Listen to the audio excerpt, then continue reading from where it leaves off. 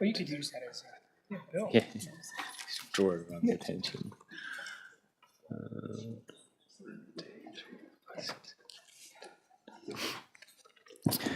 Okay, with the time being 6:30, I will declare tonight's meeting open and begin with our acknowledgement of country.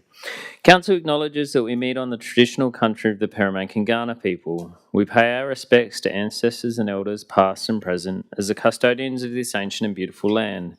Together we will care for this place for the generations to come, and in this context, the decisions we make should be guided by the principle that nothing we do should decrease our children's ability to live on this land. We do have one apology this evening from Councillor Mudge. And we also have some leave of absence requests.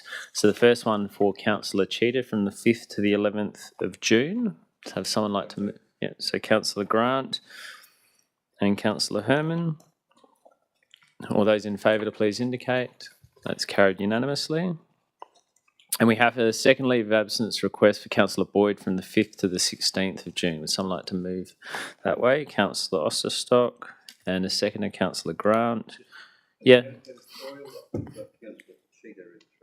Oh, you do. Good pick up.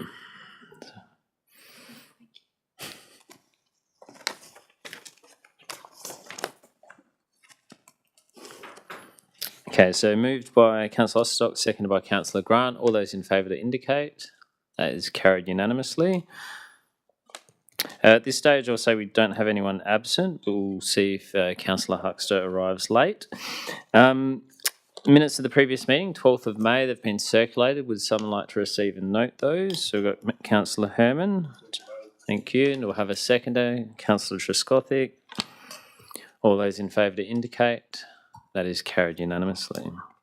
So we're up to declaration of conflict of interest by members. Does anyone have a conflict of interest this evening that they'd like to declare? No, we'll move on to opening remarks. The only point I would like to make is I'll look to seek leave of the meeting to bring item 12.9 forward. So we have people in the gallery who are interested in that particular item. So once we've moved through to the decision items, I will seek that leave. In terms of, we do have a question adjourned until next meeting, and there are no questions lying on the table, which brings us to petitions, of which there are also none, but we do have two deputations this evening. The first one by Mr. Emblem with respect to pedestrian safety. If you'd like to come forward and just take a seat in those chairs, and then I'll explain a little bit before you get started.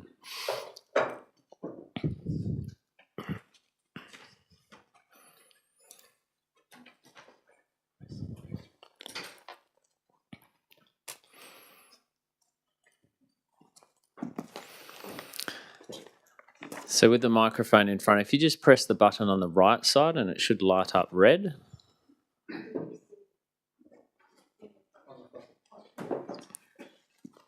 Just on the right button. Yep, perfect, thank you. So with deputations, you have a maximum of 10 minutes to speak to the chamber, and then we'll provide 5 minutes for questions if elected members have some questions for you. So when you're ready, feel free to get started. Okay, so my name's Christina Emblem. We both live in Aldgate. To begin, how lucky we are to live in the Adelaide Hills. This is the general view of the public. And when you look at our touristy areas, they are indeed a delight. However, the picture for those of us ratepayers who are living in the back streets, it's not quite so pretty. If you have ever walked through the populated areas of the Adelaide Hills on what are laughingly known as footpaths or sidewalks, I think you will have noticed that they are not in good repair, they are narrow, quite often there aren't any at all. There are narrow, winding roads where it's often impossible to see oncoming traffic, and that creates risks for everyone, for pedestrians, for cyclists, and for motorists. Such roads are a fact of life for those of us who live here. But for many pedestrians, particularly the elderly and children, they can and have lead to death. Now, 10 minutes is by no means long enough to set out the extent of the problem and to propose solutions. So most of this presentation will be photographs, which nobody can see, and dot points focusing on one street mainly. But you need to be aware that we've spoken to a number of local residents, and none of those local residents is complacent.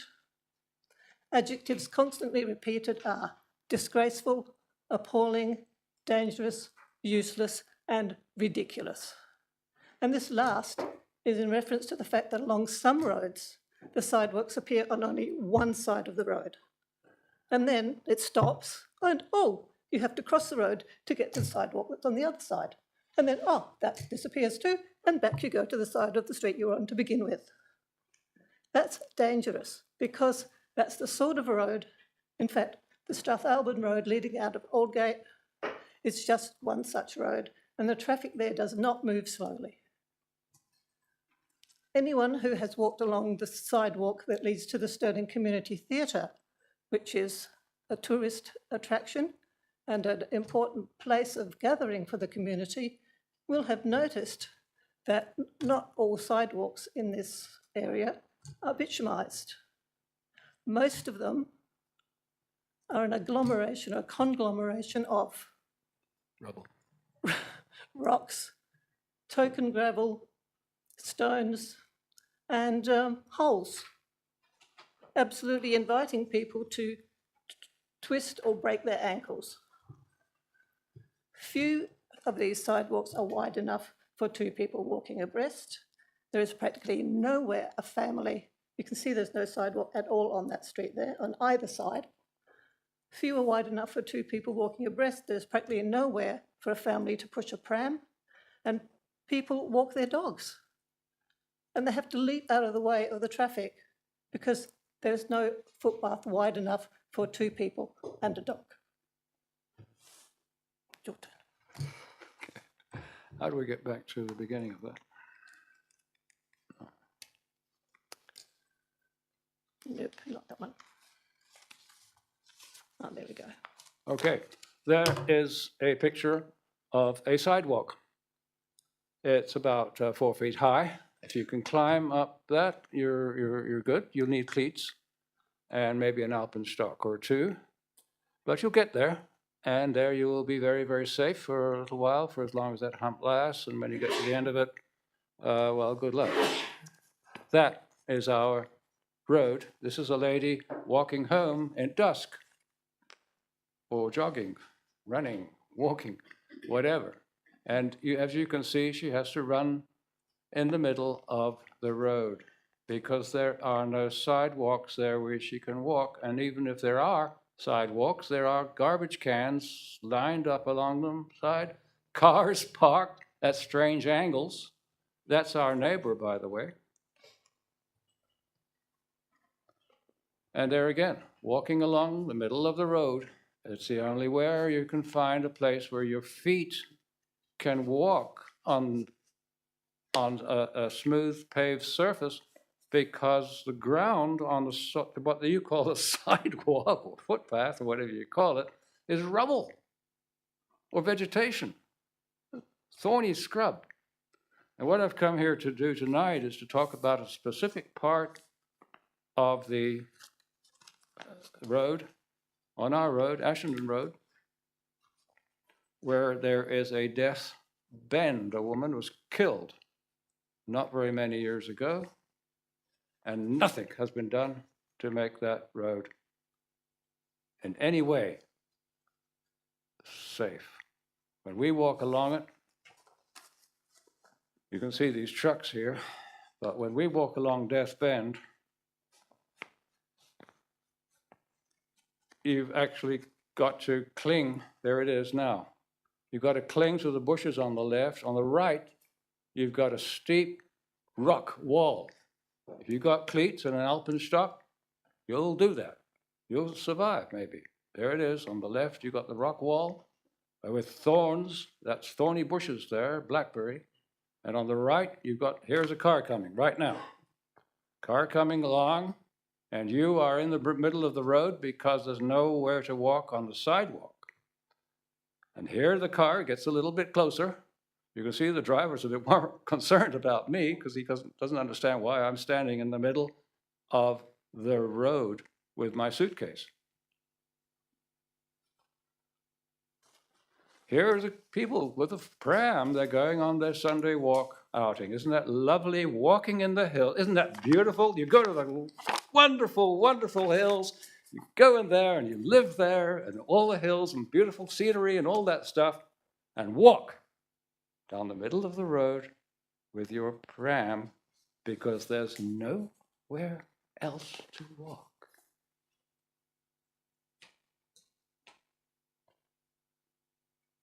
On the left there, you can see a 25-kilometer-an-hour sign,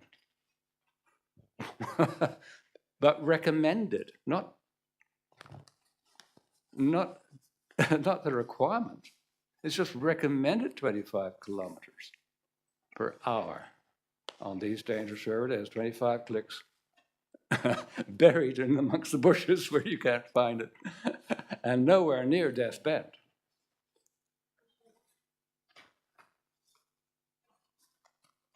And there's a fence on Death's Bend. There's a fence. It's actually 11 feet away from the road. So if you remove... You get about 2.5 minutes, just letting you know. All of those bushes and just remove them, you would have a sidewalk. Here is I'd like to stop the slide there, if I can, because I want to show this one here. Here we have a profile, which I've laid out, showing what we could do at very little cost to you, the council, or the engineers, or anyone else who's involved. It's simply a matter of putting up signs and painting lines, and you would have every sidewalk and every street safe throughout this island. What you've got now is un-American. No parked cars anywhere on the sidewalks, please. Number one, so you have a big sign up there saying no parking all the way along every street. Unless you've got a parking spaces, yes, but not on the road. And if you were to do that and put on the left side, no entry, one way only, you would have all of that space from the bus to where the kid is playing. You've got about 1 minute. For kids. On the right, you'd have your bus, and then you'd have a cycle track for bicycles there. Okay, so just as a point, our neighbour spent 10 years petitioning the council about the death and something to do about it. And all we got after 10 years was that sign, 25 kilometres per hour in the wrong place. Look, out of this, another friend left the area after her husband campaigned fruitlessly about sidewalks. Doesn't have to be difficult or expensive. Yellow lines on bends so that people don't park on the road where they block the visibility for oncoming traffic, cutting back vegetation, changing the speed limits on the narrowest and the most winding roads, and establishing one-way streets, as Roddy has suggested, for where it's practicable. But yellow lines to stop people parking in places where it's dangerous, how hard is that? Thank you very much. So just before I open it up to questions, I'm not sure if Ms. Ballantyne, given it's your directorate, you would like to respond to anything specific that was raised in the deputation itself. Thanks through you, Mayor, and thank you for both your contributions tonight. I think all I'll add to the points that have been raised tonight is it's completely understandable to want a safe, accessible and walkable street and to be able to navigate your neighbourhood ideally on a footpath. And it is frustrating and risky for anyone in those streets that do not have a footpath, or the footpath itself is narrow or encumbered by other services that we need to deliver, bins and cars. But the wicked issue we have here is that our landscapes, our development, the privilege of living in the Adelaide Hills in the watershed, when we had older country towns with lower populations, traffic was minimal, the footpaths weren't part of the development. This is how old our developments are in our towns up here. I would probably challenge the kind of suggestion that it's a lower expense. The hillside and vegetation and topography and erosion that gets created from using pervious surfaces where water can't permeate is pretty significant up here in the Adelaide Hills. And we might have to be pretty creative in the way we add these additional supporting sidewalks or footpaths. The budget that's being proposed for next year really emphasises nodes that we are going to invest what minimal resources we have in and around schools and access to shops and things like that for pedestrians to have a safer experience. So I think for the first time in a long time, next year's annual business plan and budget shows an emphasis on improving pedestrian safety in and around our high priority areas, and then we'll move beyond that and hopefully introduce those where it's got an engineering feasibility to do so. There are other perspectives in our community, which is to protect as much as possible all roadside vegetation that we have in place, and the kind of streetscapes that are in those back streets, to use your terminology, are part of the attraction of living in the Adelaide Hills. So the chamber here has to balance those expectations and desires in our community. So I think I'll leave it there. Thanks. So there's 5 minutes for questions. Councillor Herman. If you just turn your microphone on, thanks. Yeah, thank you for your presentation. I don't live over at Stirling. I live at Birdwood, which is more open than the Stirling area, Stirling Allgate area. Just a question, I don't know if you'd have the answer. I think the director touched on the point. People live over here because they like the bush, and it's a very nice place to live. I'd be interested to know whether, if the council did propose to put a 5-foot footpath in and they had to knock over some vegetation, what the locals would think about that. Don't have to answer the question, but I would have it in my mind there might be a huge objection, not only from the local residents, but we might be in a bit of trouble with Native Vegetation Council or something like that. Not significant trees by any manner of means. No, I didn't say significant. They're interested in vegetation. Yeah. So Largely their neighbours who have not cut their their bushes. Yeah, it's just a matter of trimming things back. It's not. We're not. Oh, good heavens! We're told we're the only block on Ashenden Road that still has all native vegetation at the back. Right. So we're not the sort of people who want to destroy. Yeah. We just want to make it safe. All around Death Bend, you have 11 feet from the edge of the road to the fence, and it's just crammed with bushes. They're not significant trees. Somebody just hasn't bothered to clear that land. We'll not clear the land. Thank you. Just to trim back the trees, that's all. Any other questions from elected members? I do have one for the administration.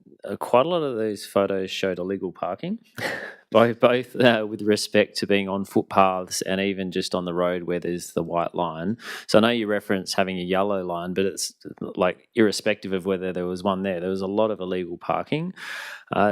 Do we actively patrol in that area? Obviously, we can't do everywhere. We have many roads, but I'm just curious because, there was quite a significant amount of legal parking going on. Through you, Mayor, yes, we do actively patrol the whole region, so it is a large area. We have regular patrols for, school areas and other known areas, but we certainly respond to complaints of illegal parking quite promptly as well, and we do provide those services on a 7-day basis. So I encourage the community to contact us. To your question around the parking offences, it's a separate offence to park on a yellow line as opposed to parking across a driveway or across a footpath or on a nature strip, so the road verge. And so they are offences that can be expiated by council without a yellow line being there, or if there's a single white line on the road and you haven't left sufficient space for a car to pass. So yes, a lot of those pictures showed parking offences. Thanks. Any final questions from elected members? Okay, well, thank you very much for coming along tonight. Naturally, when we have a deputation, we don't typically make a substantive decision about what's presented to us, but it's very, we thank you for coming along, and it's informative that you provide this leading up to our budget processes this year. I've made a proposal here tonight, and I'm perfectly prepared to talk to it, but I'd need longer than 10 minutes, and I'd need to talk to your engineers, and I'd need to talk to your people who are responsible for the health and safety of the community. Well, maybe that's something we can discuss outside of the meeting itself, just given the constraints of formal meeting procedures. Speed limits are something that other councils have introduced in 10 their areas. 10 mile per hour, please, Well, no more than that. Thank you very much. Thank you for your time. All right, appreciate you coming out tonight. Okay, so we do have a second deputation tonight from Ms. Helen Smith regarding the Onkaparinga Woolen Mill Museum Incorporated. If you'd like to come forward, and as with the last one, you have 10 minutes plus an additional 5 minutes for questions.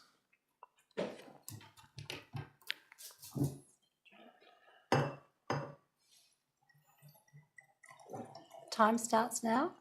I will wait till you start.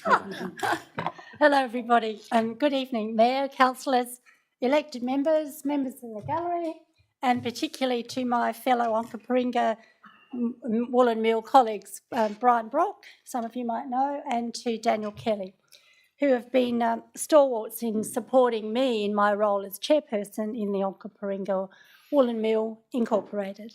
So thank you for the chance to be here to speak tonight, particularly addressing the report 12.9 on your agenda, specifically the Onkaparinga Woolen Mill collection. I'm making this deputation as chairperson, and I've been involved with the OMI, that's our affectionate name for the Onkaparinga Woolen Mill, for over 15 years. I initially was involved as a consultant when I was working with History SA, and I was engaged to prepare the strategic plan for OMI, and I've stayed around ever since. Once they get you, they never let you go.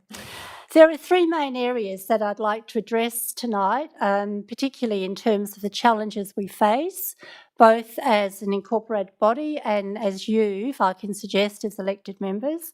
So I want to talk about the challenges. How do we turn those challenges into opportunities to avoid the risks? And I'll address those in three specific areas. The first one, to talk about the role OMI has played as custodians.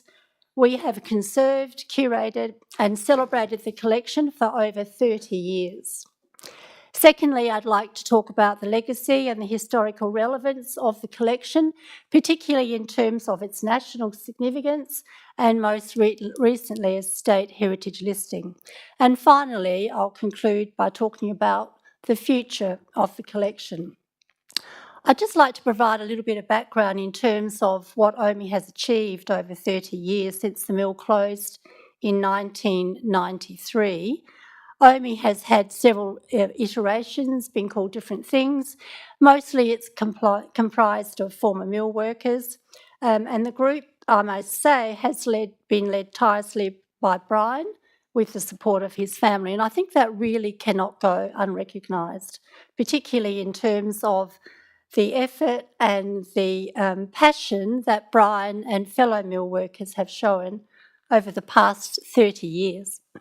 Some of the major achievements, there are many, but of note is the significance assessment, which was conducted by Dr. Pauline Payne in 2007, and I'm sure some of you are aware of how important that report is. It's formed the basis for a lot of our work going forward, and I might say form the basis for your successful application to help build fabric over time.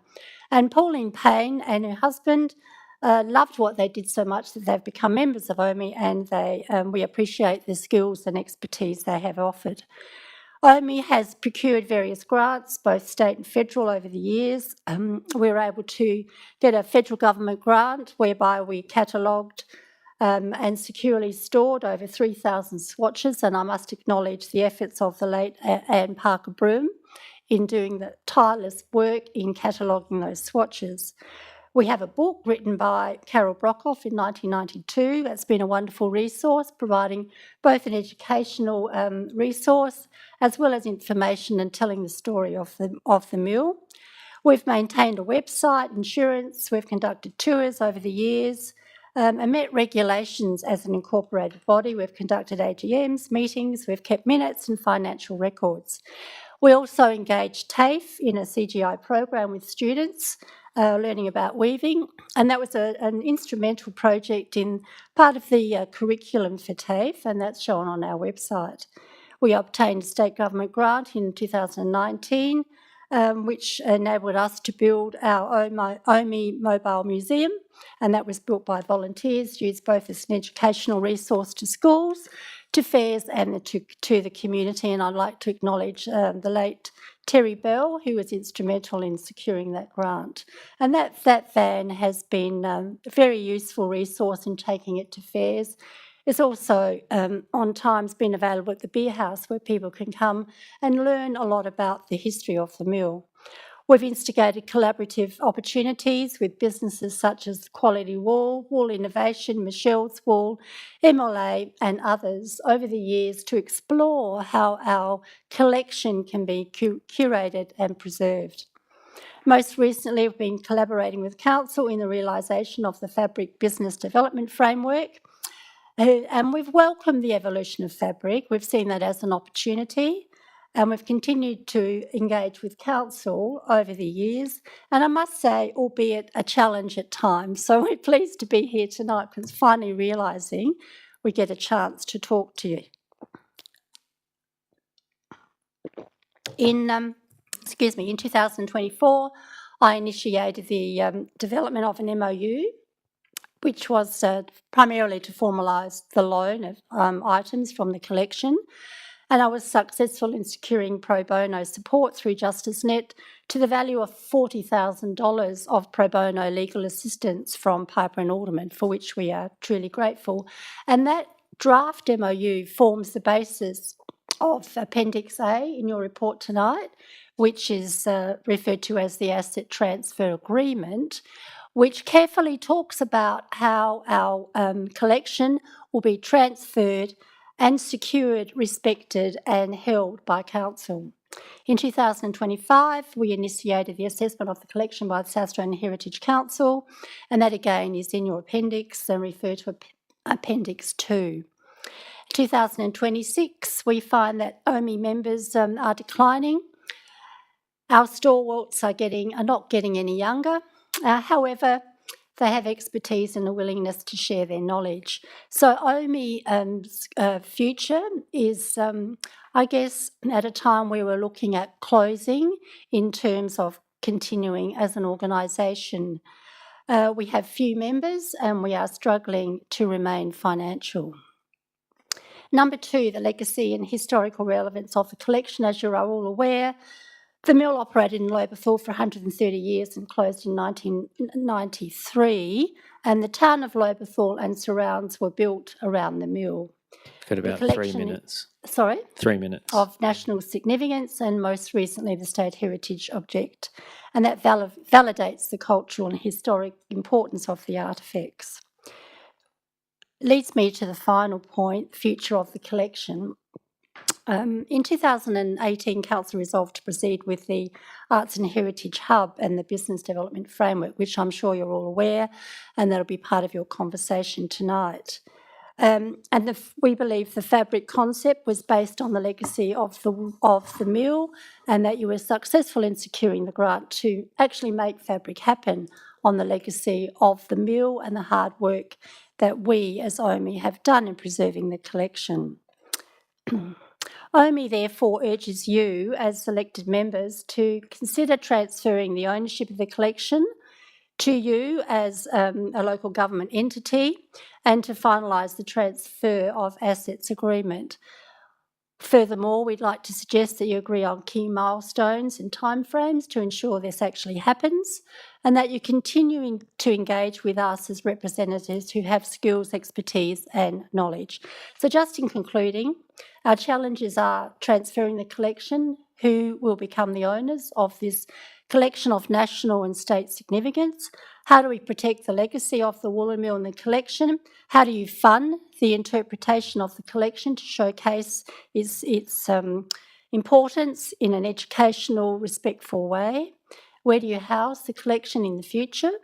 The opportunities, how do you realise the original intent of Fabric as per your business development framework? How do you respect and celebrate the legacy? How do you honour the original Heads of Agreement, which was in 1993? What's the potential for economic and tourism benefit, which we believe hasn't yet been realised?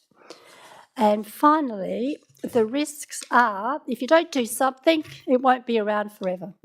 And Fabric will be compromised in terms of not realising its true potential. The collection may deteriorate, potential for storage, risk, bushfire, no insurance. What's the plan for the future? So in closing, I'd like to thank you for the chance to present to you. Deep gratitude to all our volunteers, past and present. And I congratulate OMI, who of over 30 years have contributed to conserve, curate and celebrate the collection. And just as a matter of interest, I did some calculation that over 30 years, we have put in 30,000 hours of volunteering, which amounts to about approximately $800,000 in value of our time. So we are passionate about this collection, and I ask you as elected members, whilst you're deliberating on the recommendations in your report, that you act responsibly in making your decision regarding the future and in realising the jewel in the crown. And finally, may I say that by appreciating the past, we understand the present, and by doing so, we plan for the future. Thank you. Thank you very much. We really appreciate you coming along to share that history and insight into OMI and helping inform their decision tonight. Do we have any questions from elected members? Yes, Councillor Gladigo. Thank you, Helen, for that presentation. I knew it would be fairly, it would be very good. Just a question, with the listing now that it has of the different items, I think there's 300? Oh, there's 64. You're talking about, thank you for your question. You're referring to the state listing. There's 64 items that have been listed. So when it comes to the bigger equipment, say if there's 2 or 3 of the same type equipment, are they all listed, or is it like only one of them listed? Thank you. My understanding is that the state listing has just selected one of items. So if there are duplicate items, then it's my understanding that they may be considered to be excess to use, and then their decision may need to be known about what happens to those assets after that. Thanks. Any other questions from elected members?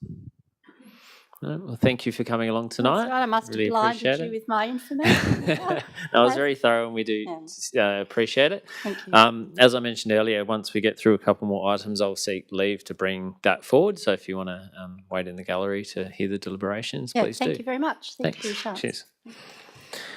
Okay, so we have finished deputations. Now we have an opportunity for the public forum. So that's anyone in the public who might be interested in speaking to the chamber. Can I get an indication of who'd like to speak? Mr. Brock? Okay, so if you'd like to come forward, you have a maximum of 5 minutes to speak to the chamber, and that includes questions. Good evening, elected members and chairperson and CEO. And of course, members of the staff. You're welcome to sit down if you want. Those that don't know me, I'm Brian Brock. I've been here before, but it's all new faces just about anyway, all around the edge. I'd just like to add a little bit more to what Helen did, because Helen didn't have this information with her and I'd just like to point out something. But I'm going to ask a question, which I'm just going to ask you a question, each one of you elected members. How many of you know that there was or has been a heads of agreement made when the mill site was handed over to the council? Okay. Have you all cited that agreement? Do you know what it contains? Okay. Well, a few of the things that I will say, I'm going to point out a few pertinent points with that, because it's when we're talking money, we have to talk what actually, how the place came to be got into the hands of the council. And how it goes is I've got a letter here from a chappie by the name of Peter McLeod. He was the company secretary, and he was the one involved in doing all of the transfer of the negotiations and all that sort of stuff that went with the,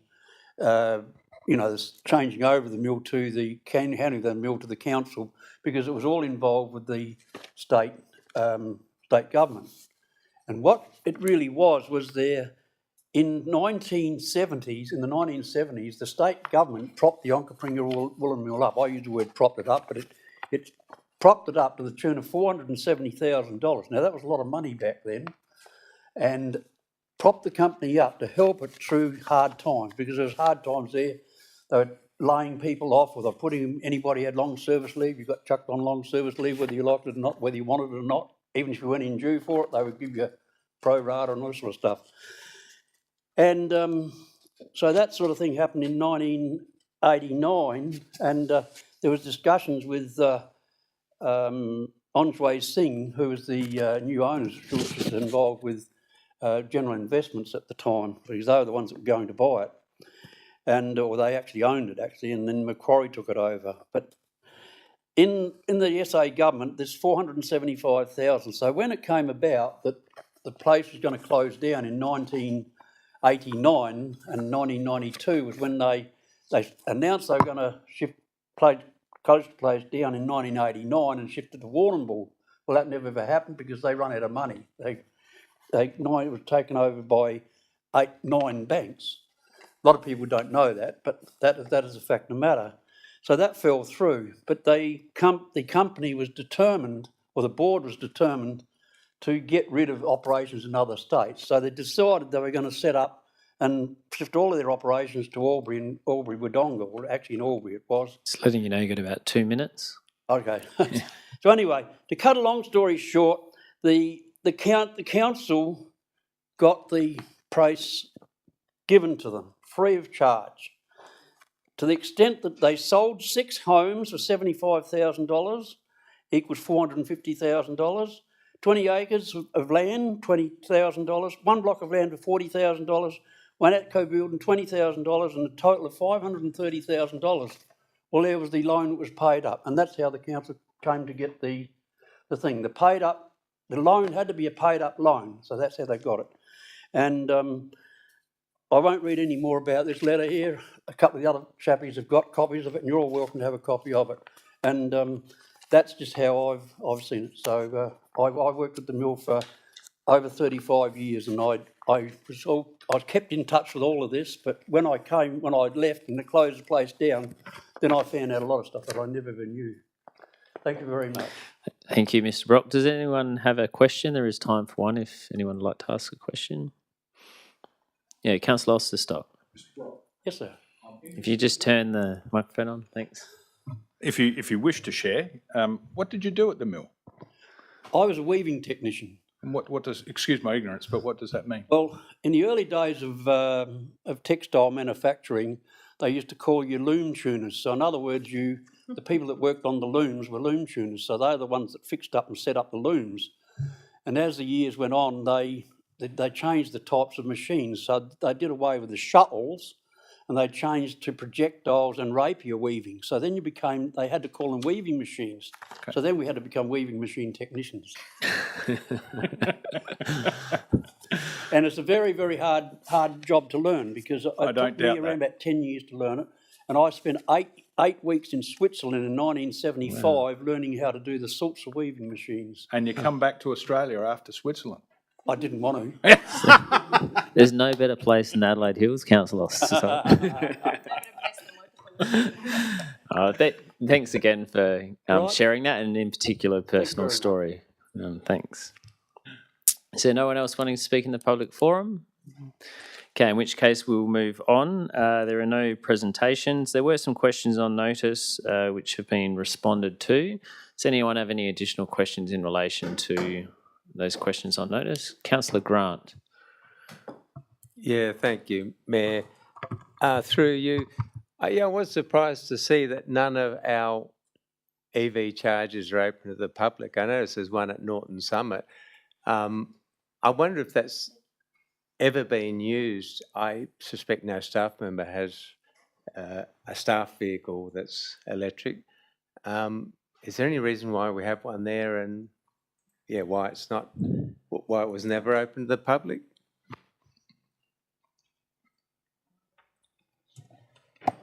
Through you, Mayor, I'll take it on notice, but my understanding is that there are community centre staff who have electric vehicles within the fleet to explain that location. Any additional questions? No. Okay, so we'll move on to motions on notice of which there are none, which brings us to the decision items. Now, as I mentioned earlier, I'd just like to seek leave of the meeting to bring forward item 12.9. Can I have a show of hands that leave is granted to do that? Thank you very much. So we'll move to item 12.9, which is in relation to what we just heard about from the community, which is the OMI collection. Ms Charlton, do you have any new information you'd like to provide the chamber? No? Would someone like to move something in relation to this item? Councillor Grant, or would you like to move? Yeah, thank you, Mayor. I'd move option 3, if you would, and if I can speak to that. Yes, you can speak to it. Firstly, I'll thank Ms Smith and Mr Brock for speaking tonight. It's most enlightening. And I don't want to, this is a deferral, and I don't want to do that lightly, but I think there's reasons why we shouldn't make a decision tonight, one of them being item 12.8, which I can't predict the outcome of that item, but that will have some influence on making of this decision. But I just think there's a number of things that we aren't really addressed in the report at this point. We need time to consider it. This has been 30 years in the making, so I think a delay won't be significant. But I think we need to know the financial implications of taking on a collection of this size. I think we should, with something that's listed as national state significance, is local government the proper recipient of this? Is local government the fit for such a historic collection? There are state bodies with legislative responsibilities. I don't know. Perhaps there's a better fit there and that'd be the best recipient. There's organisations with expertise in curation of historic collections, preservation and resourcing. So they may well have better resources to conserve it. That may well be in the fabric precinct under the guise of another body. I don't know, but I think we can't preclude anything at this stage. So for that reason, I think we should defer it for the time being until we accumulate enough information to make a full decision. Someone like to second the motion? Councillor Gladigo, do you wish to speak to the item? I'll just ask a question. First of all, sure. I see you've altered the date to January 2027, which, because it was 2026. Yeah, that was just a typo. Just to support what Councillor Grant has said, I think too, without having worked out what 12.8 is going to actually achieve, where we get with that, it's a bit hard to make a decision on this one. And in saying that, I am a bit concerned about we have January 2027 in there, because this has been kicked down the can down the road for 30 odd years already, and it just seems a bit further delay, although I would like to hope that all the different bodies could actually get together in terms of council and state government or state heritage and the OMWI group and actually sit around the table and work this out a little bit cleaner as how this might work as well. But I think there's more information we need just on what that collection is and how that's going to work, and if we did take it on, what we would display, what we wouldn't need going forward. Possibly, are we going to just mothball that, or what we can do with it? So I think there's a lot more information that's required by council, so I support that we delay it at this stage. Thanks, Councillor Glogo. Would anyone else like to speak to the item? Councillor Trescothick, then Councillor Huxter. Councillor Huxter. Thanks. Full brain. Thank you. I actually just have a question about the date, because January 2027 is obviously right around the corner, but also a long way away at the same time. What could the options be? Are there any options that we could see this before caretaker?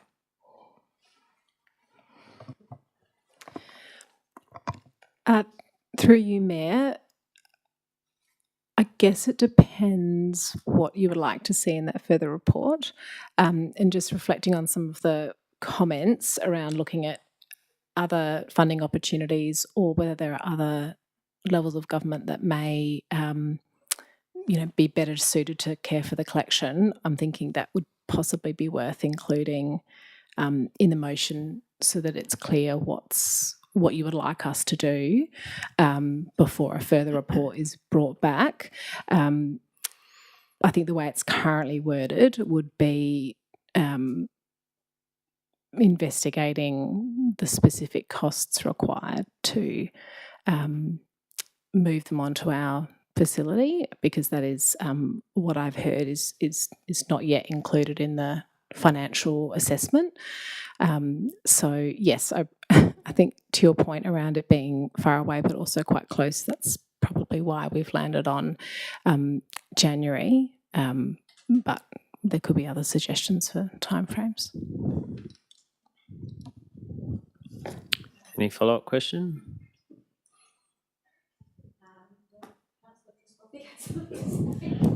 Sure, I'll pass it over to him. Obviously, considering the ownership and the collection, until we get a report on that, we don't want to be jumping to decisions without having a good plan. But I was fortunate to get a phone call from Helen last week and did a little tour with Brian on Monday, and I, to be honest, was a little bit naive to what was sitting down in Lobethal. And I think with my brief understanding of the mill's history and I suppose the fact that this has been going on for close to 30 years, I think it's actually kind of embarrassing for council that this has been going for so long and these people within the community have been left, dare I say, in the dark. So I think it's I support this motion because it's got a date in it and there's some effort being put into it. So hopefully we can come out with a good solution that I think honours all the work that's been put in by this volunteer group and the history of. I think the more I've learned about in the last 48 hours, how big a part of the Lobethal history this is, and Lobethal is one of our, it's a significant town in the Adelaide Hills. So thank you for your presentation tonight and your time in educating me on the history. That's all I have to say. Thank you. Councillor Huxter. I wonder if I could please propose a variation, if it is indeed a variation, to include some more detail about that meeting that was suggested between various key stakeholders to get everyone around the table together to be clearer for the administration as to what our expectation is. I realise that now I have to come up with the words for it, which is going to be a challenge, but so the motion itself under point 2 talks about further assessment. So I think the way of potentially having a variation is outlining what further assessment Mhm. the elected body want and whether that's restricted to financial implications or something more. Do you think I'm struggling? Yeah. Yeah, if you like, Mayor, perhaps I'll suggest what Councillor Huxter's thinking of. We could add for further assessment of the financial implications, and I was thinking, and legislative responsibilities, because the heritage listing does invoke legislative responsibilities, which is slightly different from financial implications. And then I think we're also looking for. Okay, so just is that all you want to change, or? Well, no, I think we're looking for something about an engagement with state key stakeholders, whether they're state government or National Trust or History Trust or. And OMI. And well, yeah. So you could have an additional point that says prior to the report being brought back to council, the CEO engage with key stakeholders, including OMI and the state government. You could say including and not limited to, so that's kind of all encompassing. Yeah. Thank you. So I guess first question to the administration is, do they have any concerns, feedback with respect to the potential variation? Through you, I don't have any concerns, but I would just say I'm not sure there's much more context we can give around the legislative responsibilities of the transfer. That we have included that detail, so we'd be giving the same information around the responsibilities under the Heritage Act around transfer of items. So yeah, I'm not entirely sure what I'll be doing to provide that. We can leave that out. To remove that then, so remove legislative responsibilities, just up in point 2. Okay, so I'll just check with Councillor Gladigo. Are you happy to accept that variation? You didn't bring it up, but you... No, but you seconded it, so I need to... Sorry. So I need to get approval from the mover and seconder that they're happy with the variation, then I'll seek leave of the meeting. I was just looking at the spelling, the wording issue, that was all. Yeah. Just in that point too, but I'm happy for it to be in there. I think that is a very good variation. Thanks. So I'll just seek leave of the meeting that the variation is accepted. So I guess get a show of hands. Yep, so leave is granted. So we now have the motion as varied. At this point, I've had Councillor Grant, Councillor Gladigo. If we can just refocus things. Councillor Grant, Councillor Gladigo and Councillor Skothick have spoken. Would anyone else like to speak to the item? Yes, Councillor McDonald and then Councillor Osterstock. This is a question of clarification. Mm-hmm. If we are to wait until January, that renders us ineligible for the $20,000 grant that we could possibly be getting. Yes. Cool. Yep. Councillor Osterstock, did you... The director, 6-0. Thank you. Would anyone else like to speak to the item? Yes, Councillor Walcott. So this provides us with another report, but doesn't actually stipulate a timeframe for a decision, does it? You would no, but you would assume that when it comes back in January, that the council would make a substantive decision as to what they would do. Could that in any way be added, or is that simply implied? I think it's implied, and at the end of the day, yeah, it'll be a new elected body, but I think that's implied. Yeah. Would anyone else like to speak to the item? Yes, Councillor Herman. I support the variation and the motion as it is. I think we've got to get it right. And if we move in haste, especially with caretaker coming up, we've only got, 3 months to get all the research done by the staff. I think we might overlook something and then we might live to regret that. So January, that's 6 months. The staff can work during that time, but the elected body can't make a decision. So that, I presume, would be the first meeting in January, so it's probably the appropriate time. Thanks, Councillor Hearn. Would anyone else like to speak? Councillor Grant, you're right in for reply. Yeah, just briefly. I thank the councillor next to me for the question about the $20,000 grant, and it's true we may relinquish that. There may be another grant, but I think the implications of the collection is far greater than that sum of money. And as Councillor Herman says, we do need to get this right. Okay, with the debate closed, all those in favour to indicate.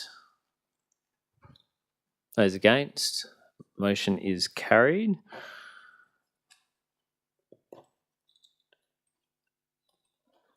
So thank you for coming along tonight. I appreciate that you probably maybe didn't have to wait a little bit longer before council makes that bigger decision, but the elected body are keen to understand the implications and opportunities in a little bit more detail before they do make that decision. So we do appreciate you coming out tonight and sharing your thoughts and presenting to us. So thank you. No need to stay for the rest of the meeting if you don't want to. Okay, so we'll move back to the start of decision items. We have 12.1, which is draft East Waste ABP and budget.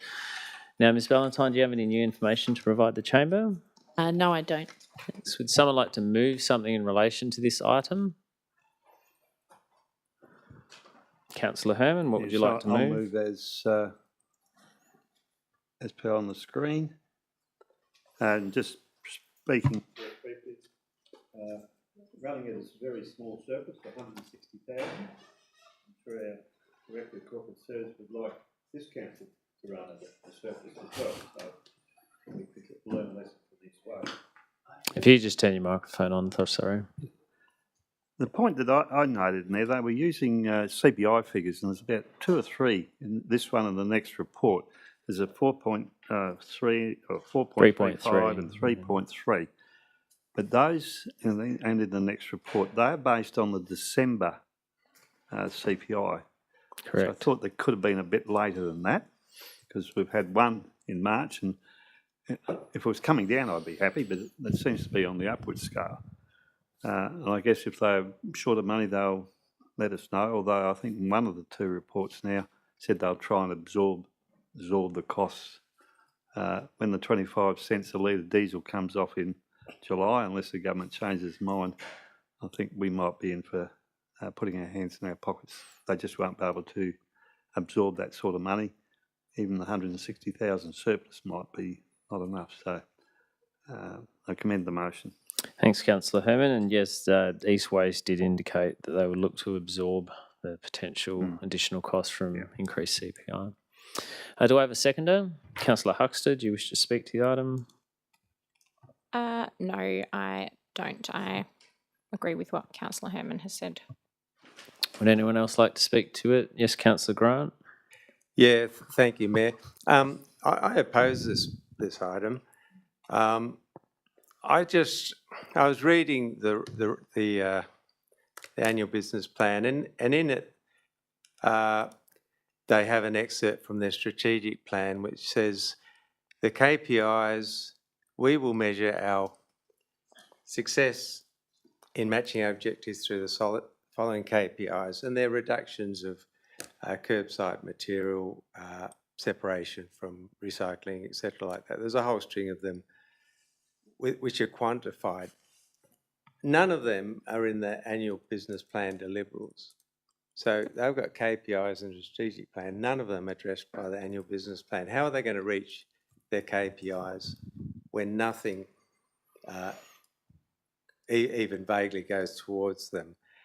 And if you look at the KPIs in the annual business plan, there's no smart KPIs. On page 37, 38, they've got them, the annual plan deliverables. They're not called KPIs. They're all wishy-washy. No single one of them could be measured or said it was achieved or not. I just think we expect better from an organisation like that. They're handling millions and millions of ratepayers' dollars in doing this service.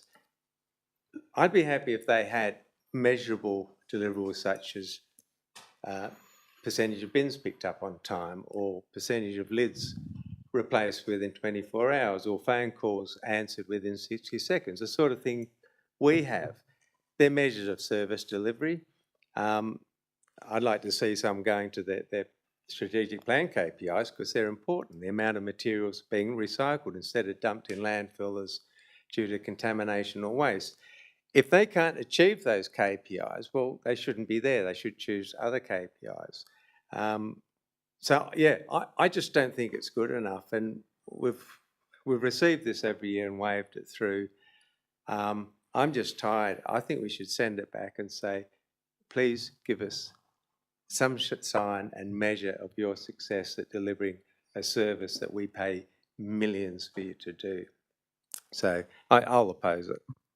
Thanks, Councillor Grant. Would anyone else like to speak? Councillor Parkin? I've just got a question, Yeah. just in relation to Councillor Grant's last comment. So I don't know actually what page it is because I can't say what page is that. 31. Thank you. On page 31 of the East Waste 2030 Strategic Plan, there is a set of KPIs down the bottom. At least 75% could I just got a question. That's the strategic plan, not the annual business. Not the annual business Yeah, plan. so Okay. that was Councillor Grant's point, was that they've Right. got these targets in the strategic plan, but on page 37 where it outlines the ABP plan and or the objectives within okay. that, there's nothing that relates back to what they're saying they're trying to achieve in the strategic plan. That was Okay, yeah. Thank you. That answers my question. That makes sense. Councillor Cheetah, you'd like to speak? Thank you, through you, Mayor. I won't repeat what Councillor Grant has said, but I have, I guess, significant alignment with that. East Waste is, I think, in much of the community's mind, an extension of council. I know myself before being on council, when you look to engage with East Waste, it was no different in my mind of engaging with council, and the end user experience is just as important as the financial and diversion rates and those as well. So I just guess wanted to echo what Councillor Grant talked about some of those key ways you drive your business through your annual business plan. I think it's absent. I just think there is room for improvement. And I think, like on some of the other things we've done some pushback on in recent times, I think it's important to send that message where appropriate that, hey, we think you can do better and we want better.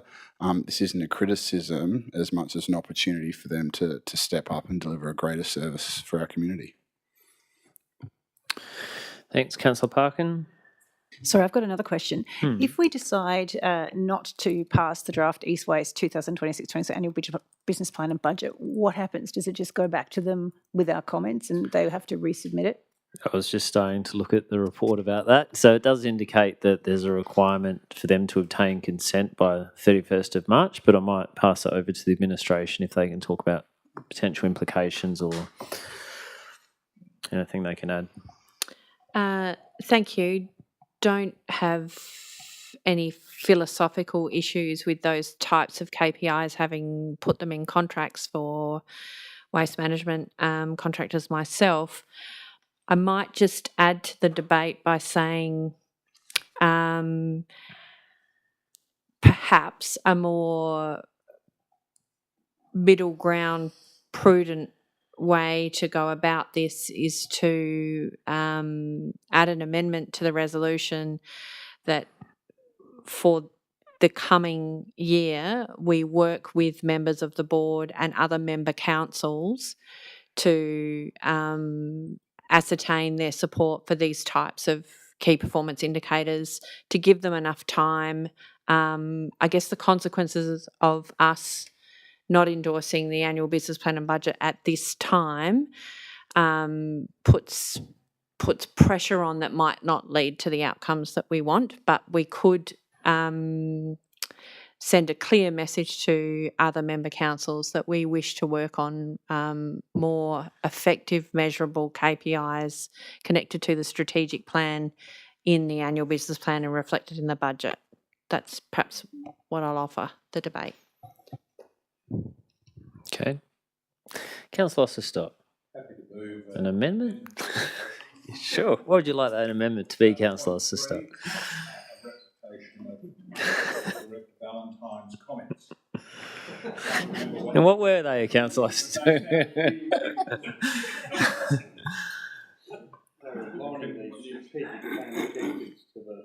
So, I guess that council administration works with other member councils on developing a revised set of key performance indicators, connecting the strategic plan to the annual business plan and budget.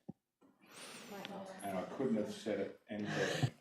Can we put in SMART goals, measurable, time-bound, specific? Could you repeat that, Mr. Chair? that's really sad. Member councils to work on. I'll give it a go. That council administration works with other East-West member council administrations to ascertain support for. Just hold on. Sorry. No, it's just if she writes it as ascertain support for. A revised set of smart key performance indicators.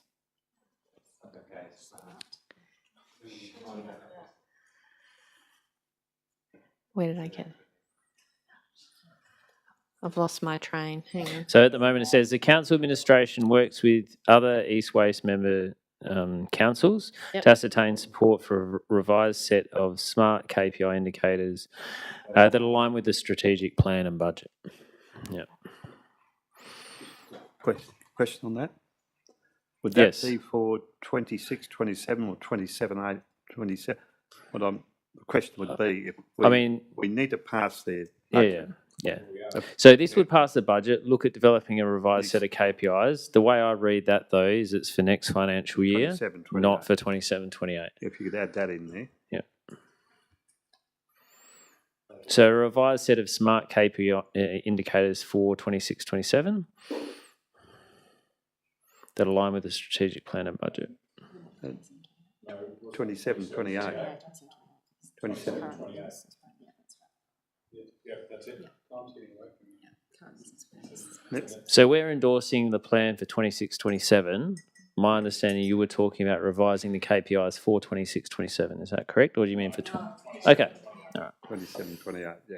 So to get it through and then take it forward. Sure. All right. So we have an amendment from Councillor Ostock. Do you wish to speak to it? Do I have a seconder? Councillor Trescothick, you haven't spoken, so you can. Do you wish to speak to the amendment? Sure. Would anyone like to speak to the amendment? Yes, Councillor Gladigo, Councillor Grant. Just a question. On page 24, there's a paragraph here that says, Appendix 1, note that while the budget is provided for Council's information, the East Waste Charter does not require the constituent council's approval for budget adoption. Say that again slowly. Note that while the budget is provided for Council's information, the East Waste Charter does not require the constituent council's approval for budget adoption. I think we have to endorse the annual business plan, though. Have to endorse it, but not the budget. So would you take wording of the budget out? Is that and to stick to this plan, annual business plan? I guess that's up to the elected body if that's. Do you see any concern? I guess the question to the administration, do you have any concern about that being removed? I'm struggling. The point Councillor Grant made is about the annual business plan, not the budget. Plan, not the budget. That's a good point. Yeah. So, I think that's a fair point. Yeah.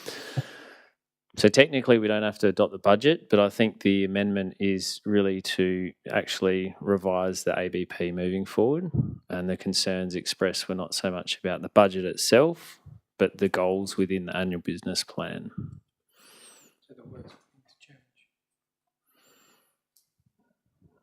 So I don't necessarily think that anything needs to be adjusted, but it's up to you guys. So Councillor Grant, you indicated you wanted to speak to the amendment, is that correct? Yeah, just briefly. I thank Councillor Ostock for this well-worded and astutely formed amendment. Can I just ask that SMART is in uppercase because it's an acronym for specific, measurable, whatever, time-bound, etc. Yeah, it's an acronym. I mean, they're smart in both sense, but it's a good acronym, really. But anyway, look, thanks everyone for the contribution to debate. I hope you understand what I'm trying to do here, because these are so important in driving us getting value out of organisations such as this. So, Yes, Councillor McDonald, you wish to speak to the amendment? Yes. KPI indicators is ATM machine. Yes. So it just needs to be KPIs. Yeah. Perfect. All right, does anyone wish to speak to the amendment? Okay, so no right of reply for the amendment. I'll put the amendment. All those in favour to indicate. That is carried unanimously. So we now have the motion as amended. Would anyone who hasn't spoken to the motion or moved or seconded the amendment wish to speak? Councillor Grant, you have a right of reply if you need one. Oh no, Councillor Herman did. Oh, just, Thanks. just briefly, I think that what's been added by way of amendment will add to the motion, and it'll put East Waste on notice that we just don't glibly accept their budget and rubber stamp them, that we do actually go through them and read them. I think you we have a member on the board, and she can take the essence of the debate back to the board as well. Thank you. With the debate closed, all those in favour indicate. That is carried unanimously. So we'll move on to item 12.2, East Waste Audit and Risk Committee appointment. CEO, do you have any new information you'd like to provide the chamber? Someone like to move something in relation to this? Yes, Councillor Huckster, what do you wish to move? I'm happy to move this as printed. Do you wish to speak to it? Do I have a seconder? Councillor Osterstock, do you wish to speak to the item? Does anyone want to contribute to the debate? In that case, I'll put the motion. All those in favour to indicate.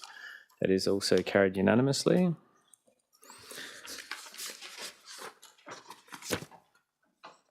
So 12.3, we have the Regional Waste Management Authority, ABP and budget. Ms Ballantyne, any new information for this item? Nothing. Someone like to move something? Councillor Grant, what would you like to move? I'll move it as printed. As printed. Would you like to speak to the item? Yeah, I would, thank you. This came to the board on the 19th of March this year, and you'll be pleased to know that it's been altered from that time because it didn't have time-bound KPIs in it, and they've improved. A small gentle pressure wins in the end, and they've tightened up their targets, which I think is really important, and they added a column with just simply those targets being achieved in a particular quarter. That was good enough, but when it's not time bound, some of our KPIs were sort of drifting over into the next financial year without comment. Now, things can always be put back, but it needs to be explained.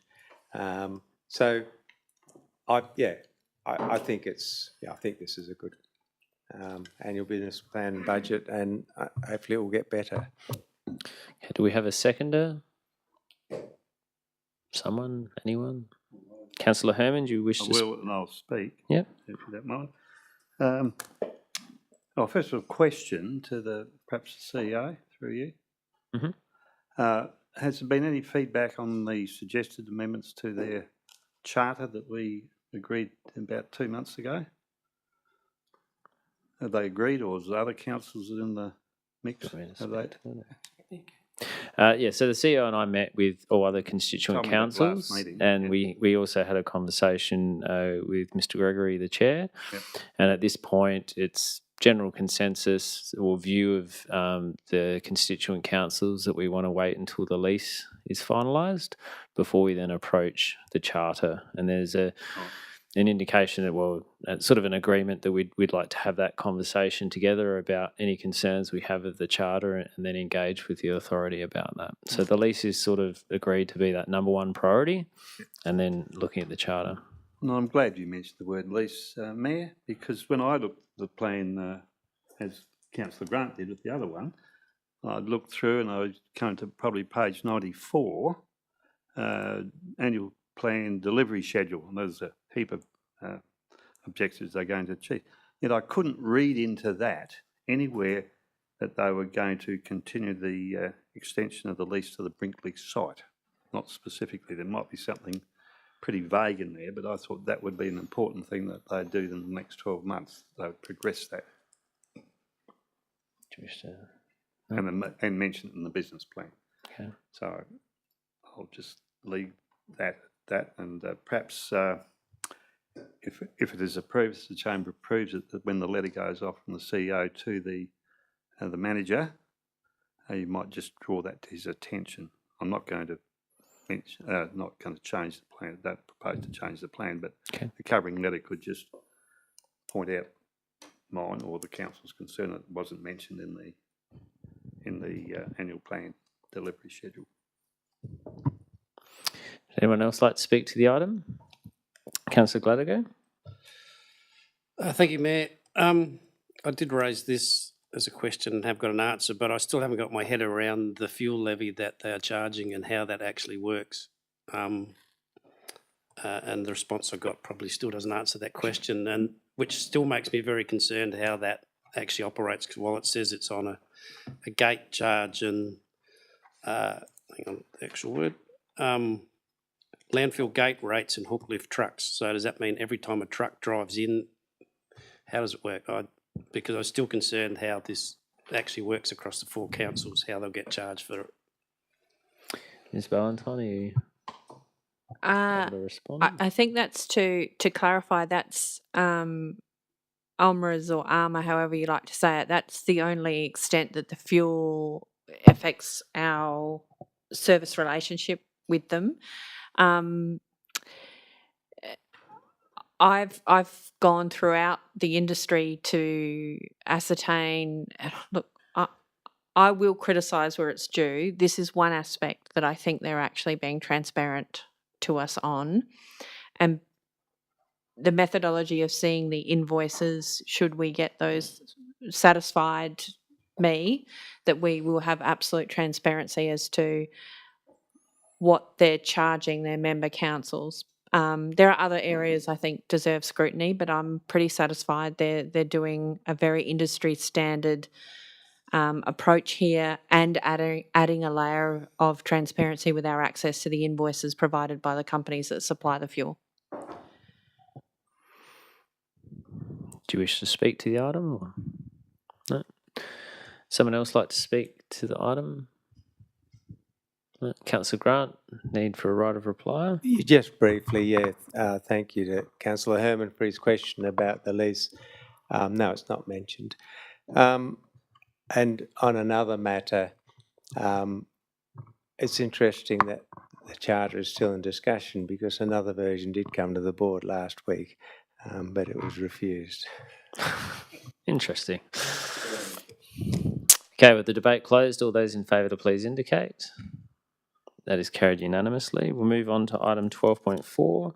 Ms. Ballantyne, do you have any new information to provide the chamber? No, but this is a great story for later as to how this one came about. Okay. Would someone like to move something? Notice there is a slight wording change on the screen. Councillor Herman. And just briefly speaking, I went around and had a look at this road off Smith Street. It's a fantastically sealed and curbed private road. It's a private road. It's not a council road. And it's been there for some time. And the sign, Adelaide Lane, or Adelaide, whatever it is. Adelaide, yeah. It's standing upright and pointing down there. So it's all happened. Yeah, it's on Google Maps as well. So it's correcting something that should have happened years ago. So. Okay, do I have a seconder? Councillor Parkin, do you wish to speak to the item? I just think it's a great story. Okay. I haven't heard this story. I'll have to hear it later. Would anyone else like to speak to the item? Councillor McDonald.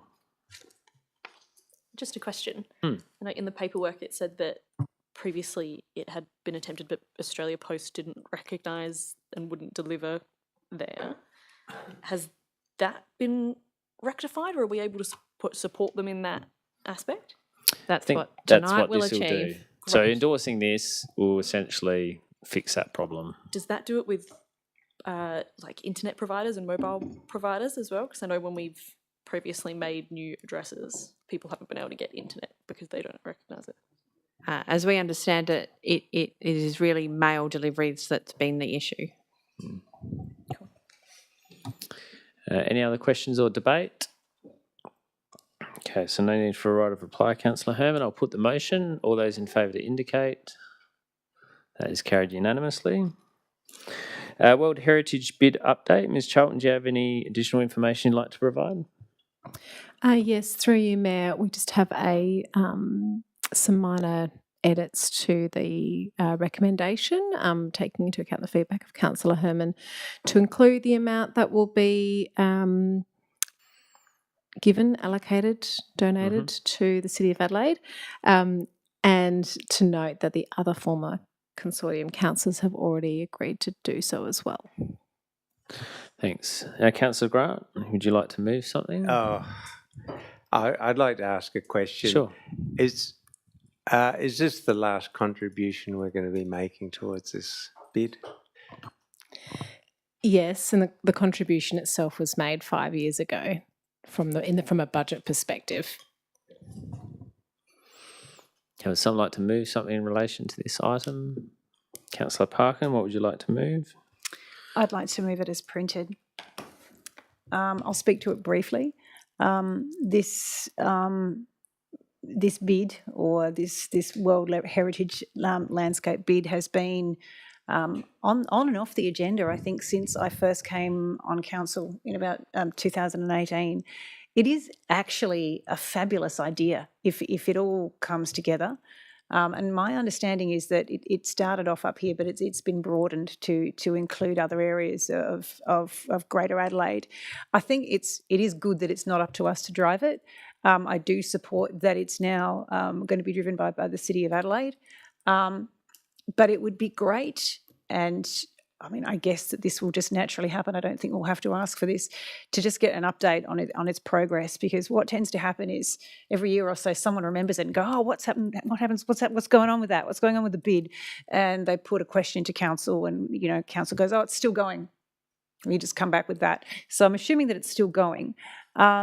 Would it be possible to add a point 4 to say that we would contact the City of Adelaide and ask about the progress of the bid, and if somebody who is running that can perhaps come and present to us or talk to us to let us know, I guess, really where the bid is, how it will affect us, and how our money is being spent. My memory of this is that it was a great idea. I'm just wanting to know if it still is and if it's still happening. So with regard to the additional point, is essentially you want to get a regular update from the Yes, city. yeah. So maybe point 4 is that the administration request the City of Adelaide Provide regular updates. Maybe on an annual basis, or or an annual update regarding the progress of the World Heritage bid. Yeah. Yep. And any changes.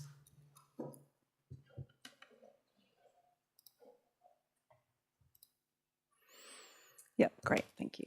Okay, so we have Councillor Parkin has moved what is up on the screen. Would someone like to second that motion? Councillor Trescothick, do you wish to speak to the item? Would anyone else like to contribute to the debate? Councillor Herman, if you can just turn your microphone off, thanks. Oh, you can debate if you like. Sure. Would anyone else like to speak to the motion? I assume no need for a right of reply then, Councillor Parkin. I'll put the motion. All those in favour to indicate. That is carried unanimously. Move on to item 12.6, the review of the Council Assessment Panel sitting fees. Ms Charlton, do you have any new information to provide? Someone like to move something? I just thought that I will declare a conflict of interest, a material conflict of interest. I am a deputy member of the CAP, and if this goes through, I would receive, if I attended the meeting, I would receive a remuneration. Therefore, I shall remove myself from the chamber. Thank you. Yeah, turn your... Oh, Councillor Gladigo can turn his mic off. Thank you. Appreciate it.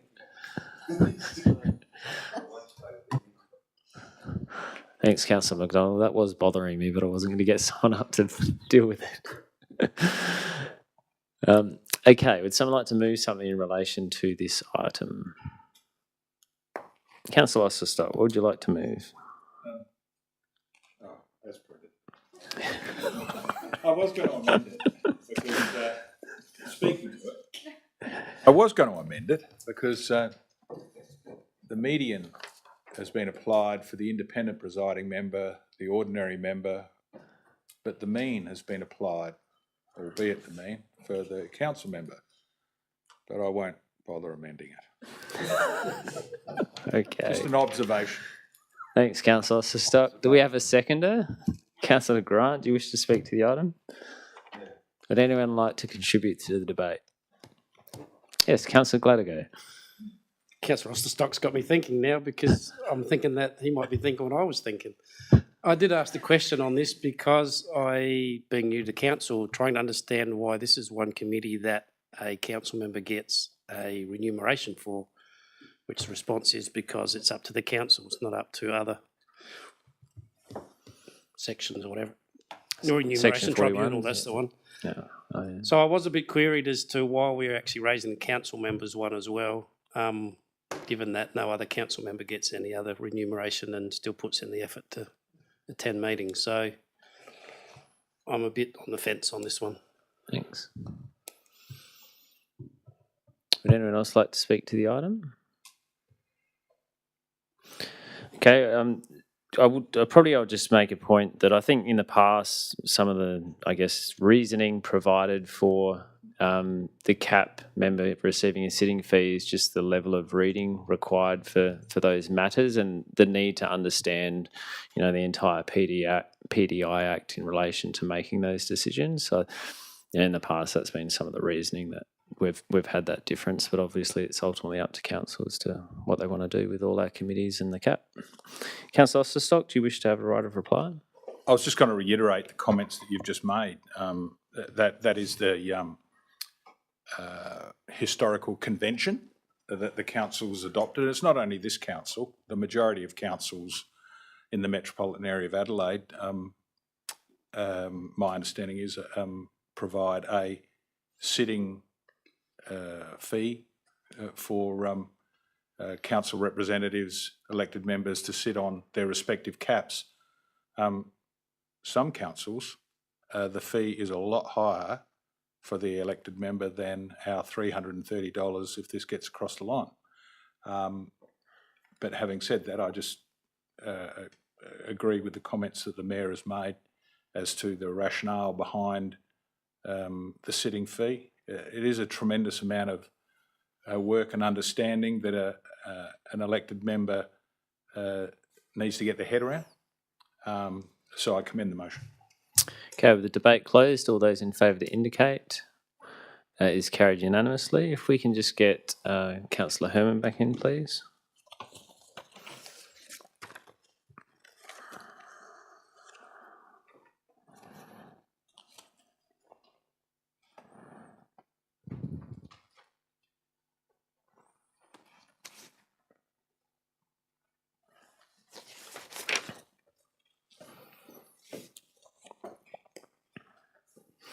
Okay, so we'll move on to item 12.7, which is BR3. Mr. Lewis, do you have any new information you'd like to provide the chamber?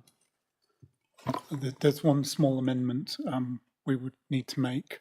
We discovered there's one number which is incorrect. So we're going to point out that on page 174 with the resolution, we talked about net financial liabilities of 70%. That was supposed to be 52%. That was a typo, an error in the compilation of the report. And the same mistake occurs on page 181. Okay.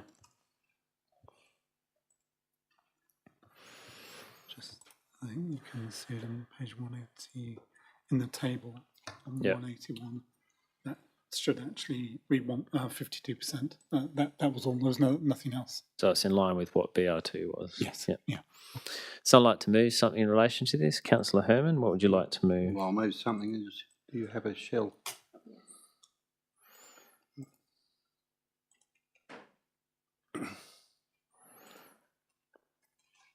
So I'll move the where my name's going, that we report is considered and noted, and the council refer the item to the Audit and Risk Committee for examination and report back to council on the 23rd of June.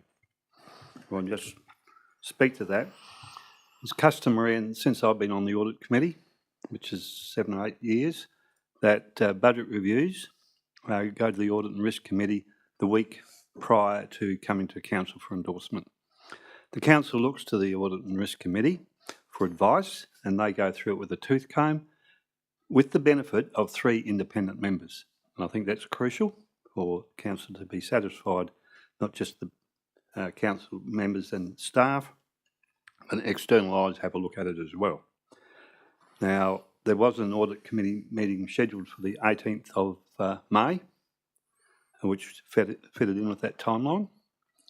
That was cancelled, and a workshop was inserted in its place because the Tuesday, the day after, we had working together workshop, so they couldn't, workshop training session, so they couldn't work it in.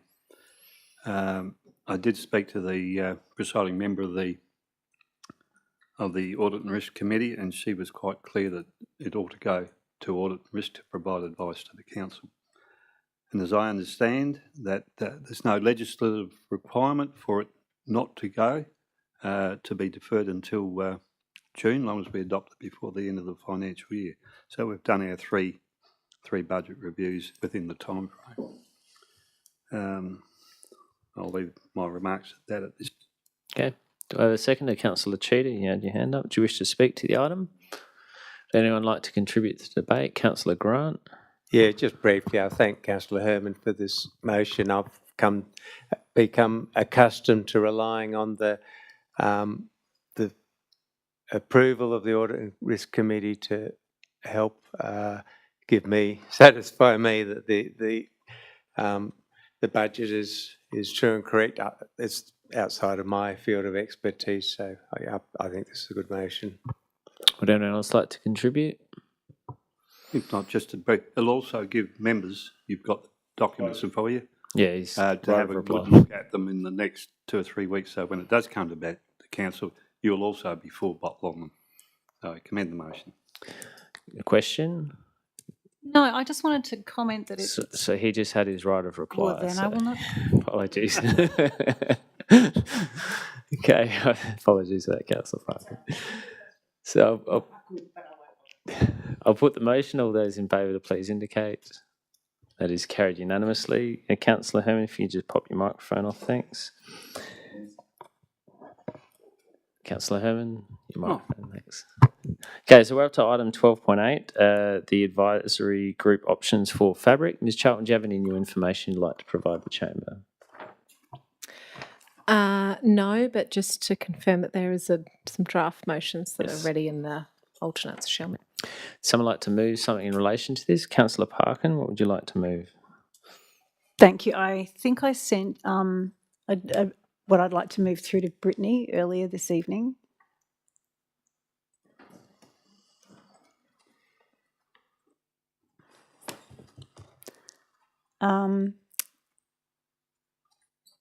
No, I sent it through to Brittany and Greg and Nathan. Basically to establish a fabric precinct. I'll just forward it on to governance email.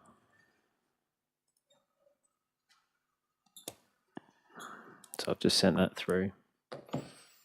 Thank you. I've got it in front of me, so I'll read it out while that's coming up. That the fabric, hang on. To establish a fabric precinct section 41 committee to provide strategic advice and expertise regarding the Fabric Arts and Heritage Centre. In terms of the definition of precinct, I had a quick conversation with Jade, given that this expansion potentially was sort of brought up by Councillor Grant earlier today, and it's actually a fantastic idea. But I think as we've heard from some of the presentations that we've had tonight, there are complexities around the definition of the precinct and what that could potentially mean for the responsibilities of any Section 41 committee or any advisory group. So I think it's a great idea, but we put it in there, and I don't know if this can be done administratively afterwards, that the definition of that precinct could be developed in correlation with Jade and her infrastructure group. Because there are obviously parts of that fabric area that relate specifically to fabric and its success, and there are obviously parts of that precinct that we would want excluded, at least in the short term. So that definition of that precinct is something that will need to be developed along with the terms of reference for the committee in anything that we decide to develop. So just jumping in, I've got some things that I want to say, so cut me off when I go too long, Nathan, as I'm sure I will. Sorry, just before you kick off, the last part about whether you want it brought back at the end of August or following the general election, you haven't indicated which one you would like to choose. For me, I would prefer that it came back before the general election, and I'll talk about why. Sure. So for consideration by council by the 20... Yes, the Yep, 25th of just August, leave. 2026. Consideration by council. I think you could just say for consideration by council by, so instead of saying for council decision. Excellent. Yep, if you'd like to Great, speak. thank you. Before I sort of launch in, I just want to give you a bit of background as to why this is I guess, an area of deep interest for me.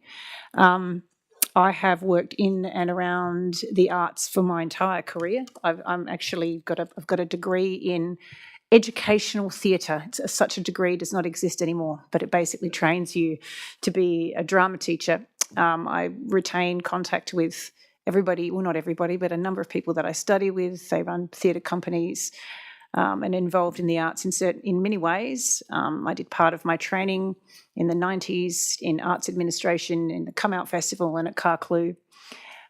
Since I taught for a couple of years, and since then I've worked in staffing and training for various parts of the industry, mostly in screen. And I've also worked in the government for a period of time. My time in the government, I was involved in sort of overseeing the annual reports of the South Australian Film Corporation for the Jam Factory. I wasn't the only one responsible, but I did the first pass, and you could see what different organisations were doing, what oversight they had, and what they were doing in multifaceted arts organisations in order to provide various streams of income to sort of offset their expenses. So it's an area of deep passion for me. In my current role, I work with a number of screen businesses in games, film and animation across Australia and New Zealand. I look at portfolios of artists every single day from across the world, and I find jobs for them. So it's an area of great passion for me and an area of great expertise. One thing I do know is, from working in this industry for a very long period of time, is that having a body of oversight is best practice for arts organisations, particularly one as complex as fabric is. And I think we all agree that we want the best for fabric.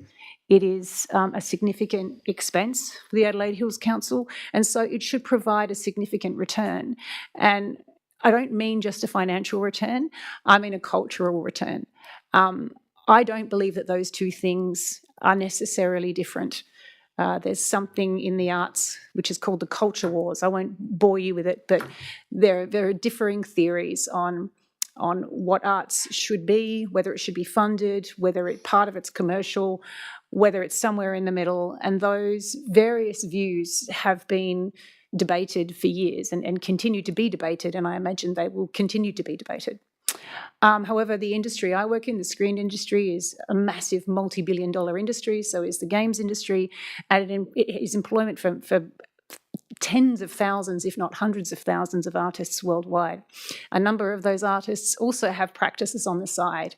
A lot of them are like practical artists, and as well as their actual jobs. So I think there is a huge potential for fabric in many different ways.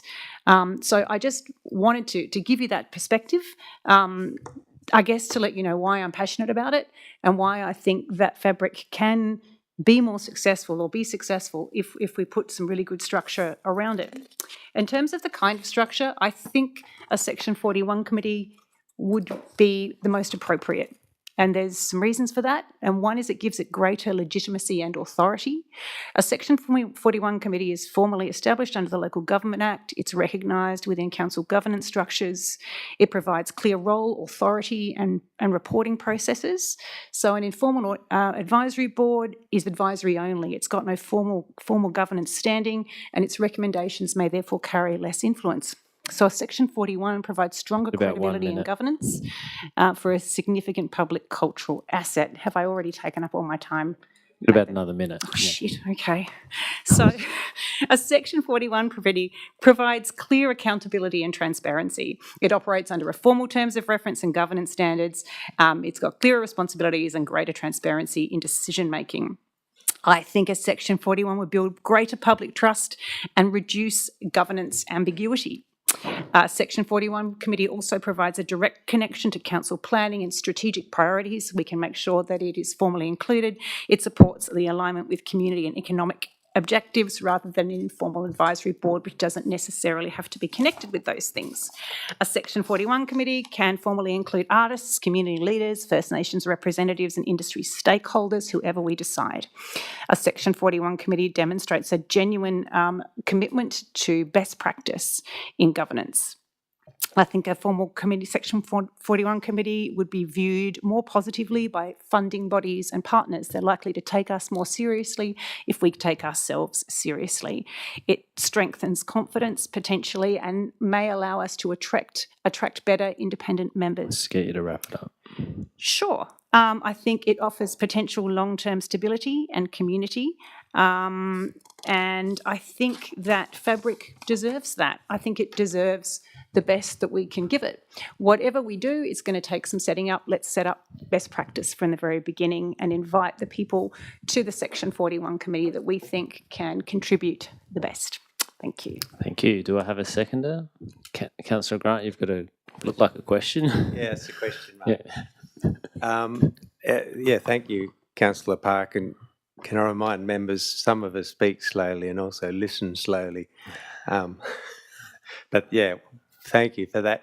Look, a couple of questions. Could I get a sense from the administration what they would interpret the scope of this committee to be? Through you, Mayor, I do wonder, so point 2, the name of the committee is Fabric Precinct, but the purpose is to provide strategic advice and expertise regarding fabric, arts and heritage. So in bringing back a terms of reference, I think it would be good to understand if you're looking for the strategic advice and expertise to be about fabric, arts and heritage or the broader precinct. So I think if that is the intention, it would be good to perhaps add those words. Otherwise, probably I'm thinking that the terms of reference would be slightly narrower, but that might be your intention as well. Thank you. I think that's a really good question, particularly as the concept of the precinct really came in at a very late stage. I think, could we put in some wording that it would be the precinct as it relates to the success of Fabric, rather than anything structurally more broad? Is that enough, or do we need something more specific?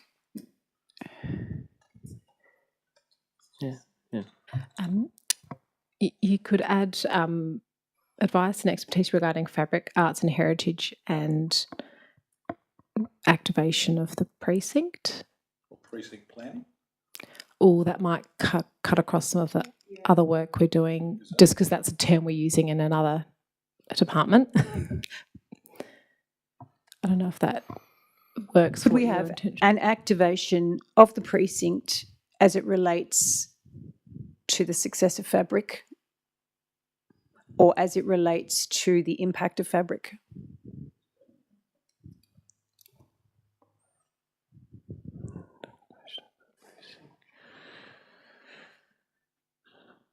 Any concerns with that wording?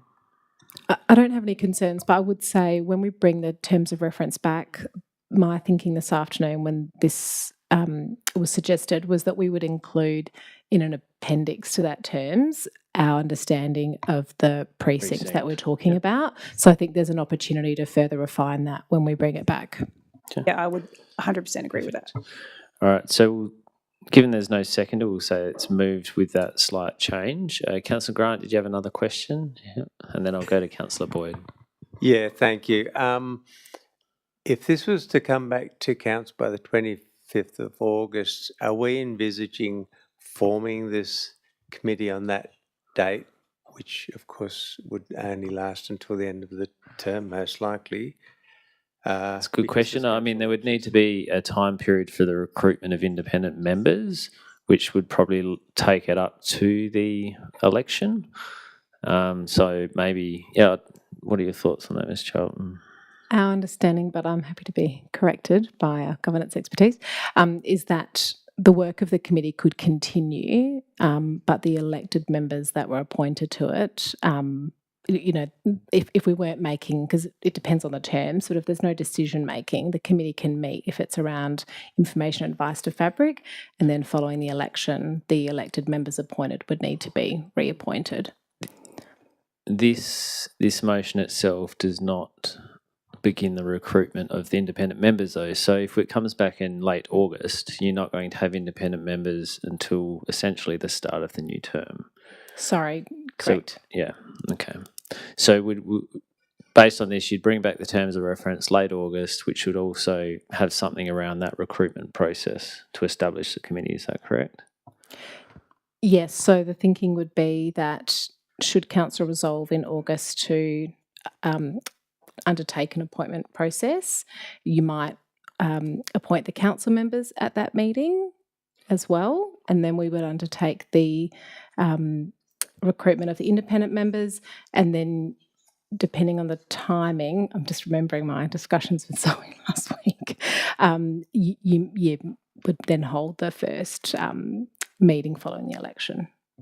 Okay, so there'd essentially be no point in endorsing councillors until after. Okay, so at this point it's coming back in August though, and then we'd have a terms of reference, look to a process to appoint members. So I've got a mover. Now, Councillor Boyd, you had you'd like to second. Do you wish to speak to the item? Yes, through you, Mayor. Basically, at the moment, we're sort of the board of Fabric, and Fabric needs more attention than we're able to give it. So, none of us are arts administrators. Obviously, some people have had more experience in the area than others, but we can bring in the people with these skills under a section 41. So that's why I support this motion. Would anyone else like to speak to the item? Councillor Gladigo? Yes, I'd like to make an amendment to this. In point 3, just at the end, where it says with meetings to be held on a quarterly basis, to add the words or more frequently as required. You could just say held at least on a quarterly basis. At least on a quarterly basis. Yeah, well, that covers and it. And that would sort of be the terms of reference would have that sort of wording. Is that an amendment or is that just a... I think it's a variation. Variation. Yeah. I'm happy. So, Councillor Parkin, you're happy with that? Councillor Boyd, you're happy with that variation? Seek leave of the meeting to have that variation accepted. Thanks. So we now have the motion as varied. We've only had Councillor Parkin and Boyd speak to them. Councillor Herman. Yes, mine's a question. Will the report that comes forward in August cover the expected cost of operating a Section 41 committee? Can it include that, please? Yes, it would, but it's a fair bit of that's already in this report in terms of the anticipated costs for independent members, the staff time, etc. Yes, Councillor Cheetah. Sorry, no, I couldn't have asked this earlier because it's only comes like Section 41s. How are they dissolved? Should we decide it's not usable anymore? Is that something that's just a resolution? Just by resolution of council. Yeah. Okay. Would anyone like to speak to the item? Yes, Councillor Osterstock. Thank you. I support the calling for a further report in relation to the establishment of a Section 41 committee for this.